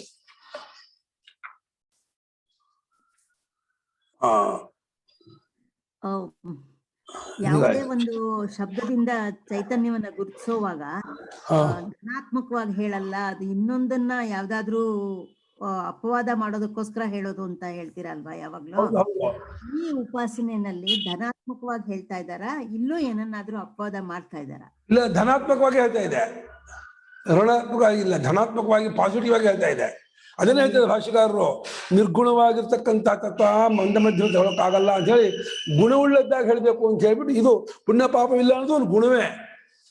ಪುಣ್ಯ ಪಾಪ ರಹಿತನು ಅನ್ನೋದು ಒಂದು ವಿಶೇಷ. ಅವನಿಗೆ ಅವನು ಅಂಥ ಪುಣ್ಯಾತ್ಮನ ಯಾವ ಲೌಕಿಕವಾದ ಪುಣ್ಯ ಪಾಪ ಸಂಬಂಧವೂ ಇಲ್ಲದವನು, ಅವನು ವ್ಯಾಪಕನಾಗಿರ್ತಕ್ಕಂಥವನು ಅಂತ ಹೇಳಿ ಧನಾತ್ಮಕವಾಗಿ ಹೇಳ್ತಾ ಇದೆ. ಅನಂತಂ ಬ್ರಹ್ಮ ಅನ್ನುವಾಗ ಸತ್ಯ ಅನ್ನೋ ಪದ ಅದು ಇದು ಚೈತನ್ಯ ಅಂತ ಅದು ಜ್ಞಾನ ಪ್ರಕರಣ. ಅಲ್ಲಿ ಅಧ್ಯಾರೋಪ ದೃಷ್ಟಿಯಿಂದ ತಗೋಬೇಕು, ಅಲ್ಲಿ ಅಪವಾದ ಪ್ರಧಾನವಾಗಿ ತಗೋಬೇಕು. ಇಲ್ಲಿ ಅಧ್ಯಾರೋಪ ಅಪವಾದ ಇಲ್ಲ. ಇಲ್ಲಿ ಏನಿದ್ದು ಧನಾತ್ಮಕವಾಗಿ ಭಾವನಾತ್ಮಕವಾಗಿ ಪಾಸಿಟಿವ್ ಆಗಿ ಭಾವನೆ ಮಾಡಬೇಕು. 2 ಆಯ್ತು. ಈಗ 3ನೇದು ಕರೆಕ್ಷನ್. ತಥಾ ಯದ್ಯಪಿ ಬ್ರಹ್ಮವಿದಾಂ ಸ್ತ್ರೀಯಾದಿವಿಷಯೇಭ್ಯಃ ಸ್ವಯಮೇವ ಉಪರಮೋ ಭವತಿ ತಥಾಪಿ ಅನೇಕ ಜನ್ಮ ವಿಷಯ ಸೇವಾಭ್ಯಾಸ ಜನಿತಾ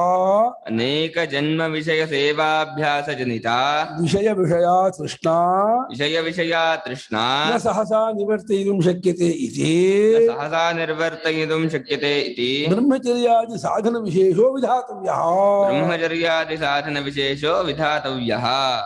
ಇದೇನು ನಿಜ. ಯದ್ಯಪಿ ಹೇಗಿದ್ದರು ಬ್ರಹ್ಮಜ್ಞಾನಿಗಳಾದವರಿಗೆ, ತತ್ವಜ್ಞಾನ ಪಡ್ಕೊಂಡವರಿಗೆ ಸ್ತ್ರೀ ಧನ ಕನಕ ವಾಹನ ವಸ್ತು, ಸ್ತ್ರೀ ಮುಂತಾದ ಭೋಗ ವಸ್ತುವಿನಲ್ಲಿ ತಾನಾಗಿ ಆಸಕ್ತಿ ಹೋಗ್ಬಿಟ್ಟಿರುತ್ತೆ. ಅವ್ರ ಪೂರ್ತಿ ಅಡಗೋಗ್ಬಿಟ್ಟಿರುತ್ತೆ. ಅವ್ರಿಗೆ ಅದ್ರ ಅಪೇಕ್ಷೆ ಇರಲ್ಲ. ಸ್ತ್ರೀ ಸಂಬಂಧ ಮಾಡಬೇಕು, ವಾಹನ ಇಟ್ಕೋಬೇಕು, ಬಂಗಾರ ಇಟ್ಕೋಬೇಕು, ನನಗೆ ಅಧಿಕಾರ ಬೇಕು ಇತ್ಯಾದಿ ಅಪೇಕ್ಷೆಯು ತತ್ವಜ್ಞಾನಿಗಳು ಇರೋದೇ ಇಲ್ಲ. ಪೂರ್ತಿ ಹಾಗೆ ದ್ವೈತವನ್ನೇ ಅಳಿಸಿಬಿಟ್ಟಿದ್ದಾರೆ ಅವರು. ದ್ವೈತವನ್ನೇ ಅಳಿಸಿಬಿಟ್ಟಿರೋದ್ರಿಂದ ಪ್ರಪಂಚವೇ ಇರೋ ಏಕಮೇವ ದ್ವಿತೀಯಂ ಬ್ರಹ್ಮ ಅನ್ನೋದ್ರಲ್ಲಿ ನೆಲೆ ನಿಂತವರಾದ್ರಿಂದ ಯಾವ ಭೋಗದ ಆಕಾಂಕ್ಷೆಯೂ ತತ್ವಜ್ಞಾನಿಗಳಿಗೆ ಇರುವುದಿಲ್ಲ ಅನ್ನೋ ನಿಜವಾದರೂ ಅದು ಸಾಮಾನ್ಯ ಜನರು ಇದೀವಲ್ಲ, ಅವರಿಗೆ ಅನೇಕ ಕೋಟಿ ಜನ್ಮಗಳಿಂದಲೂ ಈ ವಿಷಯದ ವಾಸನೆ ಮನಸ್ಸು ಊರ್ಕೊಂಡ್ಬಿಟ್ಟಿದೆ.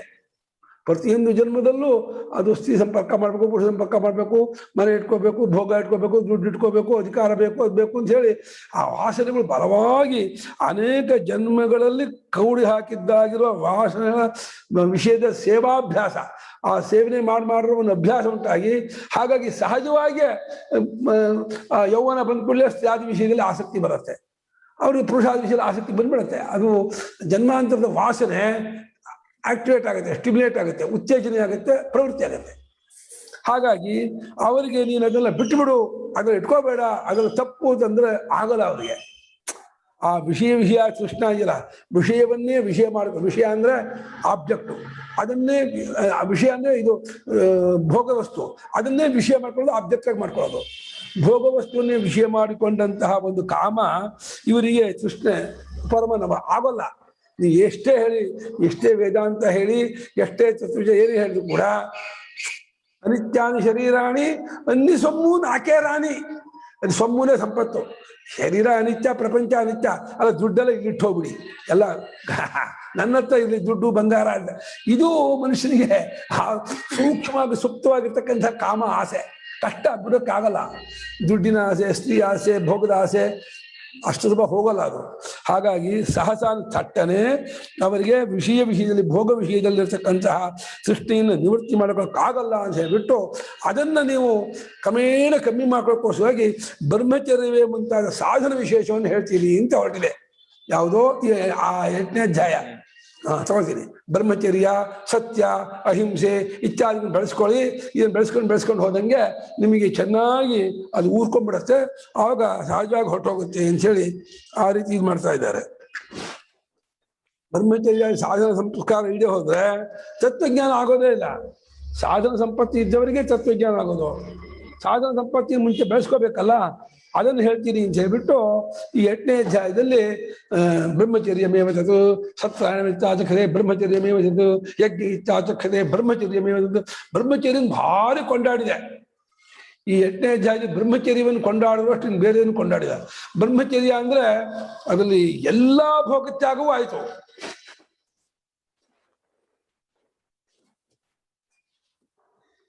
ಸಮಸ್ತ ವಿಷಯವಾದ ಭೋಗತ್ಯಾಗವನ್ನೇ ಬ್ರಹ್ಮಚರ್ಯ ಅನ್ನೋ ಪದದಿಂದ ಹೇಳ್ತಾ ಇದ್ದಾರೆ.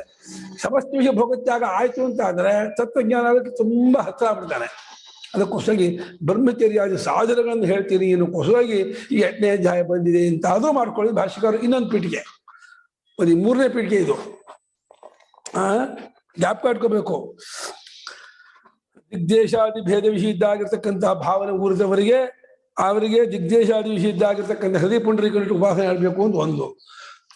ಸಗುಣ ಸಾಕಾರದಲ್ಲಿ ಮುಳುಗಿದವರಿಗೆ ನಿರ್ಗುಣ ಅರ್ಥವಾಗಲ್ಲ ಅನ್ನೋದಾದ್ರಿಂದ ಸಗುಣ ಸಾಕಾರವಾಗಿ ಪರಮಾತ್ಮ ಉಪದೇಶ ಮಾಡಿದ್ದೀನಿ 2ನೇದು.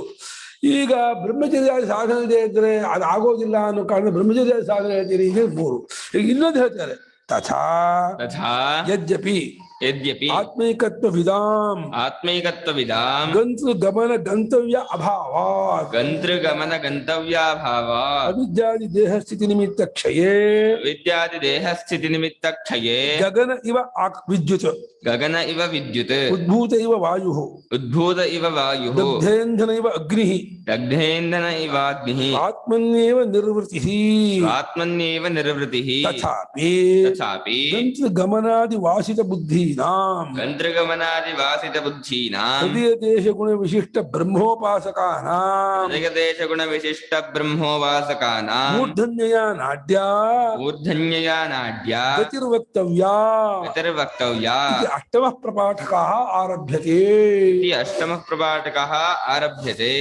ಹೌದು, ನಿಜ. ಯದ್ಯಪಿ ಹೇಗಿದ್ದರು ಆತ್ಮೈಕತ್ವ ವಿಧಾಂ, ಆತ್ಮನೊಬ್ಬನೇ ಇರ್ತಕ್ಕವನು, ಅದೊಂದೇ ಪರಮಾರ್ಥ, ಅದೇ ನಮ್ಮ ಆತ್ಮ, ಅದಕ್ಕಿಂತ ಬೇರೆ ಏನೂ ಇಲ್ಲ ಅಂತ ತಿಳ್ಕೊಂಡಂತಹ ಜ್ಞಾನಿಗಳಿಗೆ ಆತ್ಮೀಕತ್ವ ವಿಧಾಂ ಗಂತೃ ಗಮನ ಗಂತ 3 ಇಲ್ಲ. ನಾನು ಹೋಗುವ ಸಾಧನ, ಹೋಗಬೇಕಾದ ಡೆಸ್ಟಿನೇಷನ್, ಗುರಿ, ಈ ತ್ರಿಪುಟಿ ಇಲ್ಲ ಅವರಿಗೆ. ಆತ್ಮೈಕತ್ವ ಬ್ರಹ್ಮಾತ್ಮೈಕತ್ವವನ್ನು ಕಂಡುಕೊಂಡ ಜ್ಞಾನಿಗಳಿಗೆ ನಾನು ಹೋಗೋದು ಅನ್ನೋದು ಒಂದು ಕ್ರಿಯೆ, ಹೋಗಬೇಕಾದ ಜಾಗ, ಹೋಗೋದಕ್ಕೆ ಸಾಧನ, ಈ ಭೇದವೆಲ್ಲ ಅವರಿಗಿಲ್ಲ ಅನ್ನೋದು ನಿಜವಾದರೂ ಅವಿದ್ಯಾದಿ ದೇಹ ಸ್ಥಿತಿ ನಿಮಿತ್ತಕ್ಕೆ ಅವಿದ್ಯೆಯೇ ಮುಂತಾದವು ದೇಹ ಸ್ಥಿತಿಗೆ, ಅಂದ್ರೆ ಪ್ರಾಬ್ಧ ದೇಹ ಇದ್ಗಳು, ಅವಿದ್ಯಾ ಕಾಮ ಕರ್ಮ ಪ್ರಾಬ್ಧ ಅಂತ ಇದೆಲ್ಲ ದೇಹ ಸ್ಥಿತಿಗೆ ಕಾರಣವಾಗಿರ್ತಕ್ಕದ್ದು.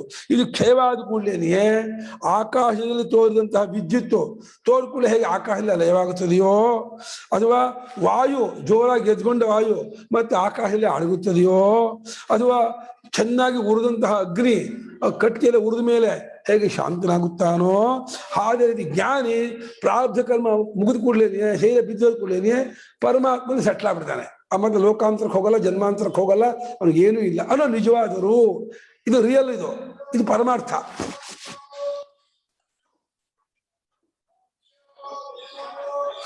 ವಿದ್ಯಾದಿ ಶೇಷ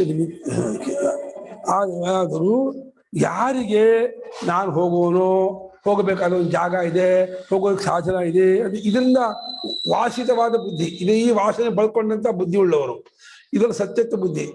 ಲೋಕಾಂತರ ಉಂಟು, ಜನ್ಮಾಂತರ ಉಂಟು, ನಾನು ಹೌದು, ಹೋಗಬೇಕು, ಪಡ್ಕೋಬೇಕು ಅನ್ನುವಂಥ ಈ ವಾಸನೆಯಿಂದ ಕೂಡಿಕೊಂಡ ಬುದ್ಧಿ ಉಳ್ಳವರಾದ ಮಂದ ಮಧ್ಯಮಾಧಿಕಾರಿಗಳಿಗೆ ಏನ್ ಮಾಡ್ತಾ ಇದೆ ಶ್ರುತಿ, ಹೃದಯ ಅನ್ನುವಂಥ ಒಂದು ಜಾಗದಲ್ಲಿ ಒಂದು ಗುಣವಿಶಿಷ್ಟವಾದ ಬ್ರಹ್ಮೋಪಾಸನೆ ಮಾಡ್ತಾ ಇದ್ದರೆ ಆ ಬ್ರಹ್ಮೋಪಾಸಕರಾದವರಿಗೆ ಮೂರ್ಧನ್ಯನ ನಡುನೆತ್ತಿಯಿಂದ ಅವರಿಗೆ ಬ್ರಹ್ಮಲೋಕಕ್ಕೆ ಹೋಗುವಂತಹ ಗತಿಯನ್ನು ಹೇಳಬೇಕು ಅಂಥೇಳಿ ಮಂದ ಮಧ್ಯಮ ಗತಿಯಲ್ಲಿ ಹೇಳಬೇಕು ಅಂತ ಹೇಳಿ ಅದಕ್ಕೋಸ್ಕರ 8ನೇ ಅಧ್ಯಾಯನ ಆರಂಭ ಮಾಡ್ಕೊಳ್ತಾ ಇದೆ. ಇಲ್ಲಿ ನೀನ್ ಬದುಕಿದ್ರೆ ಬಿಲ್ಗೇಟ್ಸ್ ಆಗಿ ಬರ್ಬೇಕು, ಇಲ್ಲೇನೋ ಸಾಯ್ಬೇಕು ಅಂದ್ರೆ ಆಗಲ್ಲಪ್ಪ. ಎಲ್ಲರೂ ಬಿಲ್ಗೇಟ್ಸ್ ಆಗಿ ಇರಕ್ಕಾಗತ್ತಾ? ಅವರ ಮಟ್ಟಕ್ಕೆ ಹಾಗೆ ತತ್ವಜ್ಞಾನಕ್ಕೆ ನಿಮ್ಗೆ ಯೋಗ್ಯತೆ ಇಲ್ಲ ಅಂದ್ರೆ ಇನ್ನೊಂದು ಸ್ಟೆಪ್ ಕೊಡಿ, ಇನ್ನೊಂದು ಸ್ಟೆಪ್ ತೋರಿಸಿ ತಗೊಳ್ಳಿ. ನಿಮಗೆ ಉಪಾಸನೆ ಮಾಡೋ ಆಸಕ್ತಿ ಇದೆಯಾ? ಉಪಾಸನೆ ಮಾಡಿ. ಉಪಾಸನೆ ಮಾಡಿ ಆ ಉಪಾಸನೆ ಸಾಕ್ಷಾತ್ಕಾರವಾದರೆ ನಡುನೆತ್ತಿಯಿಂದ ನಿಮ್ಮ ಬ್ರಹ್ಮರಂಧ್ರದಿಂದ ಪ್ರಾಣ ಹೊರಟೋಗಿ ನೀವು ಅರ್ಚುರಾಜ ಮಾರ್ಗದಿಂದ ಬ್ರಹ್ಮಲೋಕಕ್ಕೆ ಹೋಗೋರಾಗ್ತೀರಾ. ಬ್ರಹ್ಮಲೋಕಕ್ಕೆ ಸತ್ಯಲೋಕಕ್ಕೆ ಹೋದರೆ ಅಲ್ಲಿ ಎಲ್ಲಾ ತರಹ ಭೋಗವೂ ಉಂಟು, ತತ್ವಜ್ಞಾನವೂ ಉಂಟು, ಎಲ್ಲಕ್ಕೂ ಅವಕಾಶ ಇದೆ. ಅದು ಸುಲಭ. ಇಲ್ಲಿ ಕಷ್ಟ ತತ್ವಜ್ಞಾನ, ಅಲ್ಲಿ ಇನ್ನೂ ಸುಲಭ ಅಂತ ಹೇಳಿ ಇಂಥವರಿಗೆ ಒಂದು ಬ್ರಹ್ಮಲೋಕಕ್ಕೆ ಹೋಗೋದಕ್ಕೆ ಉಪಾಯವನ್ನು ಹೇಳ್ತೀನಿ ಅಂತ ಹೇಳಿ ಅದಕ್ಕೋಸ್ಕರವಾಗಿ 8ನೇ ಅಧ್ಯಾಯ ಆರಂಭವಾಗ್ತಾ ಇದೆ ಅಂತ. ಆದರೂ ಈ ರೀತಿಯಾದ ಕನೆಕ್ಷನ್ ಹಾಕೊಳ್ಳಿ ಅಂತ ಇದ್ದಾರೆ ಭಾಷೆಕಾರರು. 4 ಕನೆಕ್ಷನ್ ಹಾಕೊಟ್ರು ಸಂಬಂಧ 8ನೇ ಅಧ್ಯಾಯಕ್ಕೆ ನಾಲ್ಕುಬಿಡಿಗೆ. ದಿಗ್ದೇಶ ಗುಣಗತಿ ಫಲಭೇದ ಶೂನ್ಯಂ ಹಿ ದಿಗ್ದೇಶ ಗುಣಗತಿ ಫಲಭೇದ ಶೂನ್ಯಂ ಹಿ ಪರಮಾರ್ಥ ಸದದ್ವಯಂ ಬ್ರಹ್ಮ ಪರಮಾರ್ಥ ಸದದ್ವಯಂ ಬ್ರಹ್ಮ ಮಂದಬುದ್ಧೀನಾಂ ಅಸದಿವ ಪ್ರತಿಭಾತಿ ಅಸದಿವ ಪ್ರತಿಭಾತಿ. ಎಷ್ಟು ಸೂಕ್ಷ್ಮ ನೋಡಿದ್ದಾರೆ ಪ್ರಪಂಚವನ್ನು ಶಂಕರಾಚಾರ್ಯರು. ಯಾವ ಬ್ರಹ್ಮವು ಪರಮಾರ್ಥ ಅದ್ವಿತೀಯವಾದ ಪರಬ್ರಹ್ಮವು ದಿಕ್ಕಿಲ್ಲ, ದೇಶ ಇಲ್ಲ, ಗುಣ ಇಲ್ಲ, ಗತಿ ಇಲ್ಲ, ಫಲ ಇಲ್ಲ, ಭೇದ ಏನೇನು ವಿಶೇಷವಿಲ್ಲ ಅಂತಂದ್ರೆ ಅಂಥ ಪರಮಾರ್ಥವಾದ ಅದ್ವಿತೀಯವಾದ ಬ್ರಹ್ಮ ಇಲ್ಲ ಕಣ್ರೆ. ಅದು ಬರೀ ಸುಳ್ಳು, ಸುಮ್ಮನೆ ಶೂನ್ಯವನ್ನೇ ಈ ರೀತಿ ಹೇಳ್ತಿದ್ದಾರೆ ಅಂತ ಅಂದ್ಬಿಡ್ತಾರೆ ಜನ. ಬೌದ್ಧರ ಶೂನ್ಯವಾದಕ್ಕೂ ಶಂಕರಾಚಾರ್ಯ ಬ್ರಹ್ಮವಾದಕ್ಕೂ ಏನು ವ್ಯತ್ಯಾಸ ಇಲ್ಲ, ಸೇಮ್ ಎರಡು. ಅವ್ರು ಗೊತ್ತಿರೋ ಜನ ಅದನ್ನೇ ಶೂನ್ಯ ಅಂತ ಇದ್ದಾರೆ, ಇವ್ರು ಅದನ್ನೇ ಬ್ರಹ್ಮ ಅಂತಿದ್ದಾರೆ ಹೊರತು ಅದಕ್ಕೂ ಇದಕ್ಕೂ ಏನು ವ್ಯತ್ಯಾಸ ಇಲ್ಲ ಅಂತ ಅನ್ಕೊಂಡ್ಬಿಡ್ತಾರೆ. ಯಾಕಂದ್ರೆ ಅವರಿಗೆ ಈ ಅನುಭವವನ್ನು ತಂದ್ಕೊಳಕ್ ಯೋಗ್ಯತೆ ಇಲ್ಲದೆ ಇದ್ದವರಾದಾಗ ಇಂಥ ದಿಕ್ಕು, ದೇಶ, ಗುಣ, ಕಾಲ, ಭೇದ ಏನು ಇಲ್ಲದೆ ಇರ್ತಕ್ಕಂತಹ ಪರಮಾರ್ಥವಾದ ಅದ್ವೈವಾದ ಬ್ರಹ್ಮವಸ್ತು ಅಂದ್ರೆ ಅದು ಮಂದ ಬುದ್ಧಿಗಳಿಗೆ ಅಂಥದ್ದೊಂದು ಇದೆ ಅಂದ್ರೆ ನಂಗೆ ಒಪ್ಕೊಳಕ್ಕಾಗಲ್ಲ. ಐ ವೋಂಟ್ ಬಿಲೀವ್, ನಾನು ನಂಬಲ್ಲ, ನನಗೆ ಅದು ಅರ್ಥ ಆಗಲ್ಲ, ಬೇಡ ಅದು ಅಂಥದ್ದು ಬೇಡ ನನಗೆ ಒಳ್ಳೆ ಅನಂತ ಕಲ್ಯಾಣ ಗುಣಗಣೋಪೇತನಾದ ಪರಮಾತ್ಮನ ತೋರಿಸಿ ಪೀತಾಂಬರಧಾರಿಯಾಗಿ ಆ ಕಿರೀಟ ಕುಂಡಲ ಮಕರ ಕುಂಡಲ ಕಿರೀಟಧಾರಿಯಾಗಿರುವ ನಾರಾಯಣನ ತೋರಿಸಿ ಆ ನಾರಾಯಣನ ಪೂಜೆ ಮಾಡ್ತೀನಿ, ಭಜನೆ ಮಾಡ್ತೀನಿ, ಸ್ತೋತ್ರ ಮಾಡ್ತೀನಿ. ಹಾಗಾದ್ರೆ ಇಷ್ಟ ಚೆನ್ನಾಗಿ ಅಜಾನಬಹುದು ಉದ್ದವಾಗಿ ಎತ್ತರ ಇದ್ದಾನೆ, ನೀಲಮೇಘ ಶ್ಯಾಮನ ಇದ್ದಾನೆ, ಸುಂದರವಾದ ಕಮಲ ನೇತ್ರನ ಇದ್ದಾನೆ, ಒಳ್ಳೆ ಆನೆಯ ಸೊಂಡಂತೆ ಬಲಬಲವಂತ ತೋಳಿದೆ, ಅವನು ಸರ್ವಜ್ಞನಾಗಿದ್ದಾನೆ, ಸರ್ವಶಕ್ತನಾಗಿದ್ದಾನೆ, ಸರ್ವ ದಿವ್ಯಾಭರಣಗಳಿಂದ ಕೂಡ್ಕೊಂಡಿದ್ದಾನೆ, ಸರ್ವ ಮನೋಹರ ಚೇತೋಮನೋಹರ ಇದ್ದಾನೆ. ಆ ಪರಮಾತ್ಮ ನಮ್ಮ ತಂದೆ, ನಮ್ಮ ಸ್ವಾಮಿ, ನಮ್ಮ ಗುರು ಅಂದ್ರೆ ಎಷ್ಟು ಚೆನ್ನಾಗಿರುತ್ತೆ. ಅದನ್ನು ಬಿಟ್ಕೊಂಡು ಗೊತ್ತಿಲ್ಲ, ಸಾವಿಲ್ಲ, ಗುಣ ಇಲ್ಲ, ಗದಿಲ್ಲ, ಅದಿಲ್ಲ, ಇಲ್ಲ ಇಲ್ಲ ಇಲ್ಲ ಇಲ್ಲ ತಲೆ ಕೆಡಿಸ್ಬಿಡ್ತೀರ ಕಣ್ರಿ ನೀವು. ಅಯ್ಯಯ್ಯೋ ಹೀಗೆ ಅಂದ್ಬಿಟ್ರೆ ಏನು ಅರ್ಥ ಆಗಲ್ಲ ಅಂತ ಹೇಳ್ಬಿಟ್ಟು ಬೈಕೊಂಡ್ಬಿಡ್ತಾರೆ. ಈ ಶಂಕರಾಚಾರ್ಯ ವೇದಾಂತ ಶುಷ್ಕ ವೇದಾಂತ, ಅದು ಡ್ರೈ, ಏನು ಅದ್ರ ಅರ್ಥ ಆಗಲ್ಲ, ಎಂಥದ್ದು ಇಲ್ಲ. ನಮ್ಮಲ್ಲಿ ಒಬ್ರು ಹೊಸಳ್ಳಿ ಮಹಾಬಲ ಅಂತ ಬರೀತಾರೆ.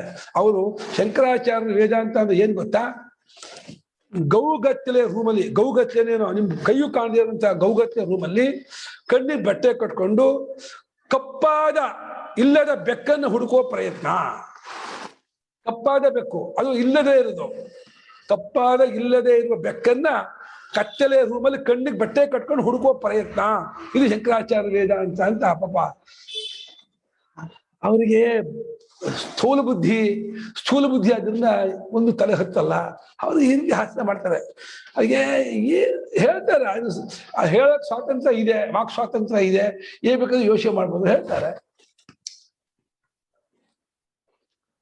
ಹಾಗನ್ಸತ್ತೆ ಗೊತ್ತಾ, ಶಂಕರಾಚಾರ್ಯ ಹೇಳುವಂತಹ ಅನುಭವ ನಮಗೆ ಇಲ್ಲಿಯೇ ಈಗಲೇ ಆಗ್ಬಿಡತ್ತೆ, ತಿಳ್ಕೊಂಡು ಆಗ್ಬಿಡತ್ತೆ ಅಂದ್ರೆ ಏನಪ್ಪ ನಮ್ಗೆ ಅನ್ಸೋದಿಲ್ಲ, ಆಗೋದಿಲ್ಲ ಅನ್ಸತ್ತೆ ಅಂತ. ಅಂಥವ್ರಿಗಾಗಿಯೇ ಕರ್ಮಯೋಗ, ಭಕ್ತಿ ಯೋಗ, ಧ್ಯಾನ ಯೋಗ, ಉಪಾಸನಾ ಮಾರ್ಗ ಎಲ್ಲ ಬಂದ್ರು ಅವರಿಗಾಗಿಯೇ. ಹೀಗೆ ದಿಗ್ದೇಶ ಗುಣಗತಿ ಫಲಭೇದ ಶೂನ್ಯವಾದ ಪರಮಾರ್ಥವಾದ ಸತ್ಯೆಂಬ ಅದ್ವೈವಾದ ಬ್ರಹ್ಮವು ಮಂದ ಬುದ್ಧಿಗಳಿಗೆ ಏನು ತೋರುತ್ತೆ, ಇಲ್ಲೇ ಇಲ್ಲ ಅಂಥದ್ದು ಅಂತ ಅಲ್ಲಿ ತೋರಿಸ್ತೆ. ಅದನ್ನ ಏನ್ ಮಾಡ್ಬೇಕು, ಸನ್ಮಾರ್ಗಸ್ಥಾಸ್ತಾವತ್ ಭವಂತೋ ಶನಿ ಶನಿ ಪರಮಾರ್ಥ ಸದಪಿ ಗ್ರಾಹಯಿಷ್ಯಾಮಿ ಮನ್ಯತೆ ಶ್ರುತಿ. ಪರಮಾರ್ಥ ಸದಪಿ ಗ್ರಾಹಯಿಷ್ಯಾಮಿ ಮನ್ಯತೆ ಶ್ರುತಿ. ಶನಿ ಒಂದೇ ಸಲ ಇದೆ, ಶನಿ ಹೇಳಿದೆ. ಸದ್ಯಕ್ಕೆ ಸನ್ಮಾರ್ಗದಲ್ಲಿರ್ಲಿ. ಇವಾಗ ನೀವು ತಿಳ್ಕೊಂಡು ಹೋಗ್ರಿ ಬಿಟ್ರೆ ಏನಾಗ್ಬಿಡುತ್ತೆ, ಅವರು ಲೌಕಿಕಕ್ಕೆ ಹೋಗ್ಬಿಟ್ಟು ಲ್ಯಾಂಡ್ರ್ ಆಗ್ಬಿಡ್ತಾರೆ, ಹಾಳಾಗ್ಬಿಡ್ತಾರೆ. ಅವ್ರನ್ನ ಹಿಡ್ಕೋಬೇಕು. ನನ್ಗೆ ಅರ್ಥ ಆಗಲ್ಲ ಅಂತ ಬೇಡ, ಒಂದು ಕೆಲಸ ಮಾಡಿ. ಸನ್ಮಾರ್ಗ ಶಾಸ್ತ್ರೀಯ ಮಾರ್ಗದಲ್ಲಿ ಕರ್ಮ ಮಾಡಿ, ಕರ್ಮಯೋಗ ಮಾಡಿ, ಪೂಜೆ ಮಾಡಿ, ಸಂಧ್ಯಾವಂದನೆ ಮಾಡಿ, ಭಜನೆ ಮಾಡಿ, ಜಪ ಮಾಡಿ, ಸ್ತೋತ್ರ ಮಾಡಿ, ಹಾಗೆ ಉಪಾಸನೆ ಮಾಡಿ, ಏನಾದ್ರು ದೇವತೋಪಾಸನೆ ಮಾಡಿ. ಸನ್ಮಾರ್ಗದಲ್ಲಿ ತಾವತ್ತಿಂದ ಅಷ್ಟರವರೆಗೆ ಸನ್ಮಾರ್ಗಸ್ಥಾಹ, ಸನ್ಮಾರ್ಗದಲ್ಲಿ ಇದ್ದವರಾಗಿ ಜನರು ನಿಂತಿರಲಿ, ನಿಂತಿದ್ದು ಅದನ್ನ ಮಾಡ್ತಾ ಇರಲಿ. ತತಃ ಆಮೇಲೆ ಹೀಗೆ ಮಾಡ್ತಾ 16 ವರ್ಷ ಆದ್ಮೇಲೆ ಶನಿ ಮೆಲ್ಲೆಗೆ ಪರಮಾರ್ಥವಾದ ಸತ್ಯವಾಗಿರ್ತಕ್ಕಂತಹ ಪರಬ್ರಹ್ಮ ವಸ್ತುವನ್ನು ಕೂಡ ನಾನು ತಿಳಿಸ್ಕೊಡ್ತೀನಿ, ಚಿತ್ತಶುದ್ಧಿ ಮಾಡ್ಕೊಳ್ಳಿ, ಆಮೇಲೆ ನಾನು ತಿಳಿಸ್ಕೊಡ್ತೀನಿ ಅಂತ ಹೇಳಿ ಈ ರೀತಿ ಶ್ರುತಿ ಯೋಚನೆ ಮಾಡಿಬಿಟ್ಟು ಉಪಾಸನೆಯನ್ನು ಶುರು ಮಾಡ್ಕೊಂಡಿದೆ ಅಂತ ಶಂಕರಾಚಾರ್ಯ ಪೀಳಿಗೆ ಆಗ್ತಾ ಇದ್ದಾರೆ. ಯಾಕೆ ಉಪಾಸನೆ ಶುರು ಮಾಡು? 6ನೇ ಅಧ್ಯಾಯ 7ನೇ ಅಧ್ಯಾಯದಲ್ಲಿ ಸತ್ಯಂಬ ದ್ವಿತೀಯದ ಪರಬ್ರಹ್ಮವನ್ನು ಹೇಳಿಬಿಟ್ಟು ಮತ್ತೆ ಗ್ರೇಡ್ನ ಮೆಟ್ಟನ್ನು ಇಳಿಸ್ಬಿಡ್ತಲ್ಲ, ಅದೇ ತತ್ವ ವಿಚಾರ ಹೇಳಿಬಿಟ್ಟು ಆ ಲೆವೆಲನ್ನು ಇಳಿಸ್ಬಿಟ್ಟು ಉಪಾಸನೆ ಹಂತಕ್ಕೆ ಬಂದ್ಬಿಡ್ತಲ್ಲ ಅಂತಂದ್ರೆ ಏನು ಮಾಡೋಕ್ಕಾಗಲ್ಲ. ಎಲ್ಲ ಜನರು ಒಂದೇ ಲೆವೆಲಲ್ಲಿ ಅಲ್ಲ, ಎಲ್ಲ ಇಲ್ಲಿಂದ ಇಲ್ಲಿ ಎಲ್ಲ ಲೆವೆಲ್ಲೂ ಇದ್ದಾರೆ. ಎಲ್ಲ ಲೆವೆಲ್ನೂ ನೋಡ್ಕೋಬೇಕು, ಎಲ್ರಿಗೂ ಒಂದು ಮಾರ್ಗ ತೋರಿಸ್ಬೇಕು, ಎಲ್ರನ್ನೂ ರಕ್ಷಣೆ ಮಾಡಬೇಕು, ಎಲ್ರಿಗೂ ಶ್ರೇಯಸ್ಸಾಗುವ ಹಾಗೆ ಉಪಾಯ ಹೇಳಬೇಕು. ಹಾಗಾಗಿ ಮಾಡ್ರಪ್ಪ, ಕ್ರಮೇಣ ಇದು ಮಾಡ್ತಾ ಮಾಡ್ತಾ ಮಾಡ್ತಾ ಹಿಂಗೆ ಅದು ಊರ್ಕೊಂಡ್ಮೇಲೆ ಹಿಂಗೆ ಆಗತ್ತೆ ಅಂತ ಹೇಳಿ ಅದಕ್ಕೋಸ್ಕರ ಶ್ರುತಿ ಸದ್ಯಕ್ಕೆ ಸನ್ಮಾರ್ಗದಲ್ಲಿರಿ, ಭಗವದ್ಭಕ್ತರಾಗಿರಿ, ಕರ್ಮಯೋಗ ಮಾಡ್ತಾ ಇರಿ, ಉಪಾಸನೆ ಮಾಡ್ತಾ ಇರಿ ಅಂತ ಹೇಳಿ ಅದಕ್ಕೋಸ್ಕರವಾಗಿ ಶ್ರುತಿ ಹೇಳ್ತಾ ಇದೆ. ಮಂತ್ರ ಹೋದವ 9 ಗಂಟೆ ಆಯ್ತು. ಮಂತ್ರವನ್ನು ಓದ್ಬಿಟ್ಟು ಮಂತ್ರ ಹೇಳಿಸಿ. ಅಥ ಯುಜಮಸ್ಮಿನ್ ಬ್ರಹ್ಮಪುರೇ ದಹರಂ ಪುಂಡರೀಕಂ ವೇಷ್ಮಾ ಯದಿದಮಸ್ಮಿನ್ ಬ್ರಹ್ಮಪುರೇ ದಹರಂ ಪುಂಡರೀಕಂ ವೇಷ್ಮಾ ದಹರೋಸ್ಮಿನ್ನಂತರಾಕಾಶಃ ದಹರೋಸ್ಮಿನ್ನಂತರಾಕಾಶಃ ತಸ್ಮಿನ್ ಯದಂತಃ ತಸ್ಮಿನ್ ಯದಂತಃ ತದನ್ವೇಷ್ಟವ್ಯಂ ತದನ್ವೇಷ್ಟವ್ಯಂ ತದ್ವಾವ ವಿಜಿಜ್ಞಾಸಿತವ್ಯಮಿತಿ ತದ್ವಾವ ವಿಜಿಜ್ಞಾಸಿತವ್ಯಮಿತಿ. ಅಥ ಯದಿದಮಸ್ಮಿನ್ ಬ್ರಹ್ಮಪುರೇ ದಹರಂ ಪುಂಡರೀಕಂ ವೇಷ್ಮಾ ದಹರೋ ಅಸ್ಮಿನ್ನಂತರಾಕಾಶಃ ತಸ್ಮಿನ್ ಯದಂತಃ ತದನ್ವೇಷ್ಟವ್ಯಂ ತದ್ವಾವ ವಿಜಿಜ್ಞಾಸಿತವ್ಯಮಿತಿ. ಅಥ ಯದ್ ಇದಂ ಅಸ್ಮಿನ್ ಬ್ರಹ್ಮಪುರೇ ದಹರಂ ಪುಂಡರೀಕಂ ವೇಷ್ಮ ದಹರಃ ಅಸ್ಮಿನ್ ಅಂತರಾಕಾಶಃ ತಸ್ಮಿನ್ ಯತ್ ಅಂತಃ ತತ್ ಅನ್ವೇಷ್ಟವ್ಯಂ ತತ್ ವಾವ ವಿಜಿಜ್ಞಾಸಿತವ್ಯಂ ಇತಿ. ಅಥ ಇನ್ನೂ ಶುರು ಮಾಡ್ತಿದೆ, ಸೊಂಟ ಕಟ್ಕೊಂಡು ನಿಂತು ಹೇಳ್ತಾ ಇದೆ ಶ್ರುತಿ. ಇನ್ನು ಯಾವ ಈ ಬ್ರಹ್ಮಪುರ, ಈ ಶರೀರಕ್ಕೆ ಬ್ರಹ್ಮಪುರ ಅಂತ ಹೆಸರು. ಯಾಕಂದ್ರೆ ಬ್ರಹ್ಮ ಇಲ್ಲಿ ತೋರ್ಕೊಳ್ತಾನಲ್ಲ, ನವದ್ವಾರೇ ಪುರೇ ದೇಹಿ ಅಂತ ಹೇಳಿ ಗೀತೆಯಲ್ಲಿ ಹೇಳಿದಲ್ಲ. ಈ ಶರೀರಕ್ಕೆ ಬ್ರಹ್ಮಪುರ, ಪುರ ಅಂದ್ರೆ ಪಟ್ಟಣ, ಪಟ್ಟಣದಂತೆಯೇ ಪಟ್ಟಣಕ್ಕೆ ಹೇಗೆ ಅನೇಕ ಬಾಗಿಲು, ಹಾಗೆ ರಕ್ಷಕರು, ಭಟರು ಎಲ್ಲ ಇರ್ತಾರೋ ಆ ರೀತಿ ಇಂದ್ರಿಯಗಳು ಅನ್ನುವಂಥ ಪ್ರಜೆಗಳು, ಅದಕ್ಕೆ ಪ್ರಾಣಾದಿ ರಕ್ಷಕರು, 9 ದ್ವಾರ ಅನ್ನುವಂಥ ಬಾಗಿಲುಗಳು ಎಲ್ಲ ಇದೆ. ಪಟ್ಟಣಕ್ಕೆ ಸಾರೂಪ್ಯತೆಯನ್ನು ಹೊಂದಿದೆ ದೇಹ, ಪಟ್ಟಣದಂತೆ ಇದೆ. ಪಟ್ಟಣ ಅಂದ್ರೆ ಸಿಟಿ, ನಗರ, ನಗರದಂತೆ ಇರ್ತಕ್ಕದ್ದಾಗಿದೆ ದೇಹ. ಆದ್ದರಿಂದ ಈ ಶರೀರ ಬ್ರಹ್ಮಪುರ, ಬ್ರಹ್ಮ ಇರುವ ಪುರ ಇದು, ಪರಮಾತ್ಮ ಇರುವ ಪಟ್ಟಣ ಇದು. ದೇಹೋ ದೇವಾಲಯ ಪ್ರೋಕ್ತ ಅನ್ನೋಗೆ ದೇಹ ನಗರಂ ಪ್ರೋಕ್ತ. ಈ ಬ್ರಹ್ಮಪುರ ಅನ್ನಿಸ್ಕೊಂಡಂತಹ ಈ ಶರೀರದಲ್ಲಿ ದಹರ ಮೇಲೆ ಅಲ್ಪವಾದಂತಹ ಒಂದು ಪುಂಡರೀಕ ಅಂದ್ರೆ ಕಮಲ, ಕಮಲದಂತಿರುವ ವೇಷ್ಮ ಅಂದ್ರೆ ಮನೆ. ವೇಷ್ಮ ಅಂದ್ರೆ ಏನೋ ಮನೆ, ಒಂದು ಹೌಸ್ ಅಲ್ಲದೆ. ಕಮಲ ಅಂದ್ರೆ ಅರಳಿದ ಕಮಲ ಅಲ್ಲ, ಮೊಗ್ಗಾಗಿರುವ ಕಮಲ. ಮೊಗ್ಗಾಗಿರೋ ಕಮಲ ಹೀಗಿರುತ್ತೋ, ಇದು ಜೋತ್ಕೊಂಡಿರುತ್ತೋ ಆ ರೀತಿ ದೇಹವೇ ಒಂದು 5 ಅಡಿ, ಆಗ ಹೃದಯ ಅಂದ್ರೆ ಎದೆಯ ಒಳಗಡೆಯಲ್ಲಿ ಒಂದು ಹೃದಯ ಮಾಂಸಪಿಂಡ, ಅದು ಕಮಲದ ಮೊಗ್ಗಿನಂತೆಯೇ ಜ್ಯೋತಿ ಬಿದ್ದಿದೆ. ಈಗ ಅಧೋಮುಖವಾಗಿ ಮೇಲ್ಗಡೆ ನಾಳ ಇದೆ. ಅದಕ್ಕೆ ಮನೆ ಅಂತ ಪರಮಾತ್ಮ ನಾವು ಇದ್ದಾಗ. ಹೇಗೆ ಮೈಸೂರಂತ ನಗರದಲ್ಲಿ ಮಧ್ಯದಲ್ಲಿ ಅರಮನೆ ಒಳಗೆ ರಾಜ ಇರ್ತಾನೋ ಹಾಗೆ ಈ ಶರೀರ ಅನ್ನುವಂಥ ನಗರದೊಳಗೆ ಹೃದಯ ಅನ್ನುವಂಥ ಅರಮನೆ, ಆ ಅರಮನೆ ಒಳಗೆ ಆ ಪರಮಾತ್ಮ ಅನ್ನುವಂಥ ರಾಜ ಅಲ್ಲಿ ಕೂತ್ಕೊಂಡಿದ್ದಾನೆ. ಅವನ ರಾಜ, ಅವನೇ ಚಕ್ರವರ್ತಿ, ಸ್ವಾಮಿ. ಅಲ್ಲಿ ದಹರವಾದ ಅಲ್ಪವಾದ ಅಸ್ಮಿನ್ ಅಂತರ ಆಕಾಶ, ಇದ್ರ ಒಳಗೆ ಅಲ್ಪವಾದ ಆಕಾಶ. ಕುಡಿಕೆ ಒಳಗೆ ಹೇಗೆ ಕಮ್ಮಿ ಆಕಾಶ ಇರುತ್ತೋ ಸಣ್ಣ ಕುಡಿಕೆ ಒಳಗೆ, ಹಾಗೆ ಅಂಗುಷ್ಟದ ಪರ್ವ ಅಂತಾರೆ. ಹೆಬ್ಬೆಟ್ಟಿನ ಒಂದು ಗೆಣ್ಣಿದೆಯಲ್ಲ, ಇಷ್ಟು ಸಣ್ಣ ಜಾಗದ ಒಂದು ಇದಿದೆಯಂತೆ, ಒಳಗೆ ಖಾಲಿ ಜಾಗ ಉಂಟಂತೆ. ನಾನು ಡಾಕ್ಟರ್ ಕೇಳಿದೆ, ಹಂಗಲ್ಲ ಏನಿಲ್ಲಪ್ಪ, ಅದು ಖಾಲಿ ಇಲ್ಲ ಅಲ್ಲಿ, ಅದು ಪಂಪ್ ಆಗತ್ತೆ, ಸ್ಪಂಜ್ ಬಾಲ್ ಇದ್ದಂಗೆ ಇದೆ, ಸ್ಪಂಜ್ ಬಾಲ್ ಇದ್ದಂಗೆ ಇದೆಯಾ ಹೊರತು ಹಾರ್ಟು ಮಧ್ಯೆ ಟೊಳ್ಳು ಅಲ್ಲಿ ಇದು ಹಾಗಲ್ಲ ಏನಿಲ್ಲ ಅಂತಂತಾರಪ್ಪ. ಅದೇ ಉಪನಿಷತ್ತು ಮಾತ್ರ ಅದ್ರ ಒಳಗೆ ಒಂದು ಅಲ್ಪವಾದ ಆಕಾಶ ಉಂಟು ಅಂತ ಹೇಳುತ್ತೆ. ಅಲ್ಪವಾದ ಆಕಾಶ ಅಂದ್ರೆ ತುಂಬಾ ಸೂಕ್ಷ್ಮವಾದ ಆಕಾಶವೂ ಇರಬಹುದು. ಇಲ್ಲಿ ಆಕಾಶ ಶಬ್ದಕ್ಕೆ ಅರ್ಥ ಪರಮಾತ್ಮನೇ ಆಕಾಶ ಅಂತ. ಆ ತಸ್ಮಿನಲ್ಲಿ ಆ ಆಕಾಶದಲ್ಲಿ ಎದಂತಹ ಅಂದ್ರೆ ಅದರ ತಿರುಳಾಗಿ ಅದರ ಸಾರವಾಗಿ ಯಾವನೋ ಒಬ್ಬ ಕೂತಿದಾನಲ್ಲ ಅವನ್ನ ಹುಡುಕೋಬೇಕು, ಅನ್ವೇಷ್ಟವನ್ನು ಹುಡುಕಬೇಕು. ಹುಡುಕೋದು ಅಂದ್ರೆ ಶಾಸ್ತ್ರಾಚಾರ್ಯರನ್ನು ಅವಲಂಬಿಸಿಕೊಂಡು ಅವನ ಲಕ್ಷಣವನ್ನು ಕೇಳ್ಕೋಬೇಕು ಅಂತ ಅರ್ಥ. ಹುಡ್ಕೋಬೇಕು ಅಂದ್ರೆ ಗುರುಗಳನ್ನು ಆಶ್ರಯಿಸಿ ಶಾಸ್ತ್ರವನ್ನು ಅವಲಂಬಿಸಿಕೊಂಡು ಶಾಸ್ತ್ರ ಏನ್ ಹೇಳುತ್ತೆ, ಗುರುಗಳು ಏನ್ ಹೇಳ್ತಾರೆ ಅಂತ ಹೇಳಿ ಏಕಾಗ್ರತೆಯಿಂದ ಸಮಾಧಾನ ಮಾಡಿ ಪ್ರೀತಿಯಿಂದ ಶ್ರದ್ಧೆಯಿಂದ ಅಲ್ಲಿ ಕೂತು ಕೇಳಬೇಕು. ಆ ಹೃದಯದೊಳಗಿರೋ ಆತ್ಮವಿಚಾರವನ್ನು ಕೇಳಬೇಕು, ಅದನ್ನೇ ಹುಡ್ಕೊಳ್ಳೋದು. ಆಮೇಲೆ ತದ್ವಾವನ ಅದನ್ನೇ ವಿಜಿಜ್ಞಾಸಿತವ್ಯ ಸಾಕ್ಷಾತ್ಕಾರ ಮಾಡ್ಕೋಬೇಕು ಅಂತ ಅರ್ಥ. ಇಲ್ಲಿ ಕಂಡ್ಕೋಬೇಕು ಅಂತ ಅರ್ಥ ಅಲ್ಲ. ಈ ಜಿಜ್ಞಾಸೆ ಮಾಡ್ಕೋದ್ರೆ ವಿ ಅನ್ನೋದು ವಿಶೇಷವಾಗಿ ಅದೇ ನಾನಾಗಿ, ನಾನು ಈ 5 ಅಡಿ ದೇಹ ಅಲ್ಲ, 6 ಅಡಿ ದೇಹ ಅಲ್ಲ, ನಾನು ಹೃದಯದೊಳಗಿರ್ತಕ್ಕಂತಹ ಸರ್ವವ್ಯಾಪಕನಾದ ಅದು ಚಿದಾಕಾಶನು ಅಖಂಡವಾದ ಪರಬ್ರಹ್ಮ ರೂಪದವನಾಗಿ ಭಾವನೆ ಮಾಡ್ತಾ ಹೋಗ್ಬೇಕು. ಅದನ್ನೇ ವಿಜಿಜ್ಞಾಸಿತ ವಿಶೇಷೇಣ ಅಂದ್ರೆ ಸಾಕ್ಷಾತ್ಕಾರ ಪರ್ಯಂತವಾಗಿ ಅದನ್ನ ಹುಡುಕಬೇಕು, ಧ್ಯಾನ ಮಾಡಬೇಕು, ಕಂಡ್ಕೋಬೇಕು, ಧ್ಯಾನ ಮಾಡಬೇಕು. ದಿನ 3 ಗಂಟೆ, ಬೆಳಗ್ಗೆ 3 ಗಂಟೆ, ಸಂಜೆ 3 ಗಂಟೆ ಹೃದಯಾಕಾಶವನ್ನು ಧ್ಯಾನ ಮಾಡ್ತಾ ಮಾಡ್ತಾ ಆಮೇಲೆ 4 ಗಂಟೆ 5 ಗಂಟೆ ಆ ಕಡೆಯಿಂದಲೂ ಈ ಕಡೆಯಿಂದ ಹೋಗಿ ಕೂಡಿಸ್ಬಿಡ್ಬೇಕು. ಬೆಳಗ್ಗೆ 4-5 ಗಂಟೆ, ಸಂಜೆ 4-5 ಗಂಟೆ, ಅದನ್ನು 1 ಗಂಟೆ ಹಿಂದೆ ಬರ್ಬೇಕು, ಇದನ್ನು 1 ಗಂಟೆ ಮುಂದೆ ಹೋಗ್ಬಿಟ್ಟು ಎರಡನ್ನು ಕೂಡಿಸ್ಬಿಟ್ಟು ಟಿಲ್ ಬೆಡ್ ಬೆಳಗ್ಗೆ ಎದ್ದಾಗ ರಾತ್ರಿವರೆಗೂ ಆ ದಹರಾಕಾಶನಾದ ಪರಮಾತ್ಮನನ್ನೇ ಈ ಸತ್ಯಕಾಮತ್ವಾದಿ ಗುಣಗಣೋಪೇತನಾದ ಪರಮಾತ್ಮನ ಧ್ಯಾನ ಮಾಡ್ತಾ ಮಾಡ್ತಾ ಅಹೋರಾತ್ರಲ್ಲಿ ಇದನ್ನೇ ಕಳೀತಾ ಇದ್ರೆ 1 ತಿಂಗಳು 2 ತಿಂಗಳು 6 ತಿಂಗಳಿಗೆ ಸಾಕ್ಷಾತ್ಕಾರ ಆಗ್ಬಿಡುತ್ತೆ. ಸಾಕ್ಷಾತ್ಕಾರ ಆಗ್ಬಿಡ್ತು ಅಂದ್ರೆ ನೆನ್ನೆ ಬಂದಿಲ್ಲ ಭಾಗವತದಲ್ಲಿ ಎಲ್ಲ ಅಣಿಮಾದಿ ಅಷ್ಟ ಐಶ್ವರ್ಯವೂ ಬಂದ್ಬಿಡುತ್ತೆ ಅವರಿಗೆ, ಅಷ್ಟು ಗುಣವು ಅಷ್ಟು ಸಿದ್ಧಿಯೂ ಆಗ್ಬಿಡುತ್ತೆ. ಈ ಲೋಕದಲ್ಲೇ ಸತ್ಯ ಮೇಲೆ ಬಿಡಿ, ಈ ಲೋಕದಲ್ಲಿ ಅಂತರ್ಧಾನಾದಿ ಶಕ್ತಿಗಳು, ಶಾಪಾನುಗ್ರಹ ಶಕ್ತಿಗಳು, ಆಮೇಲೆ ಪರಕಾಯ ಪ್ರವೇಶ, ಆಮೇಲೆ ಇದು ಅಣಿಮಾ ಮಹಿಮಾ ಚೈವ ಗರಿಮಾ ಆ ಅಷ್ಟ ಎಲ್ಲ ಬಂದ್ಬಿಡುತ್ತೆ ಅವನಿಗೆ, ಅಷ್ಟ ಸಿದ್ಧಿಯೂ ಆಗ್ಬಿಡುತ್ತೆ. ಮಾಡಬೇಕು, ಶ್ರದ್ಧೆಯಿಂದ ಮಾಡಬೇಕು, ನಿಯಮದಿಂದ ಮಾಡಬೇಕು.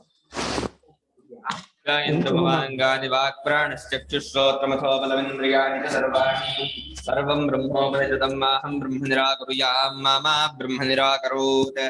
ನಿರಾಕರಣಮಸ್ತು ನಿರಾಕರಣಂ ಮೇಸ್ತು ತದಾತ್ಮನಿ ನರತೇಯ ಉಪನಿಷತ್ಸು ಧರ್ಮಾಃ ತೇ ಮಯಿ ಸಂತು. ಓಂ ಶಾಂತಿ ಶಾಂತಿ ಶಾಂತಿ.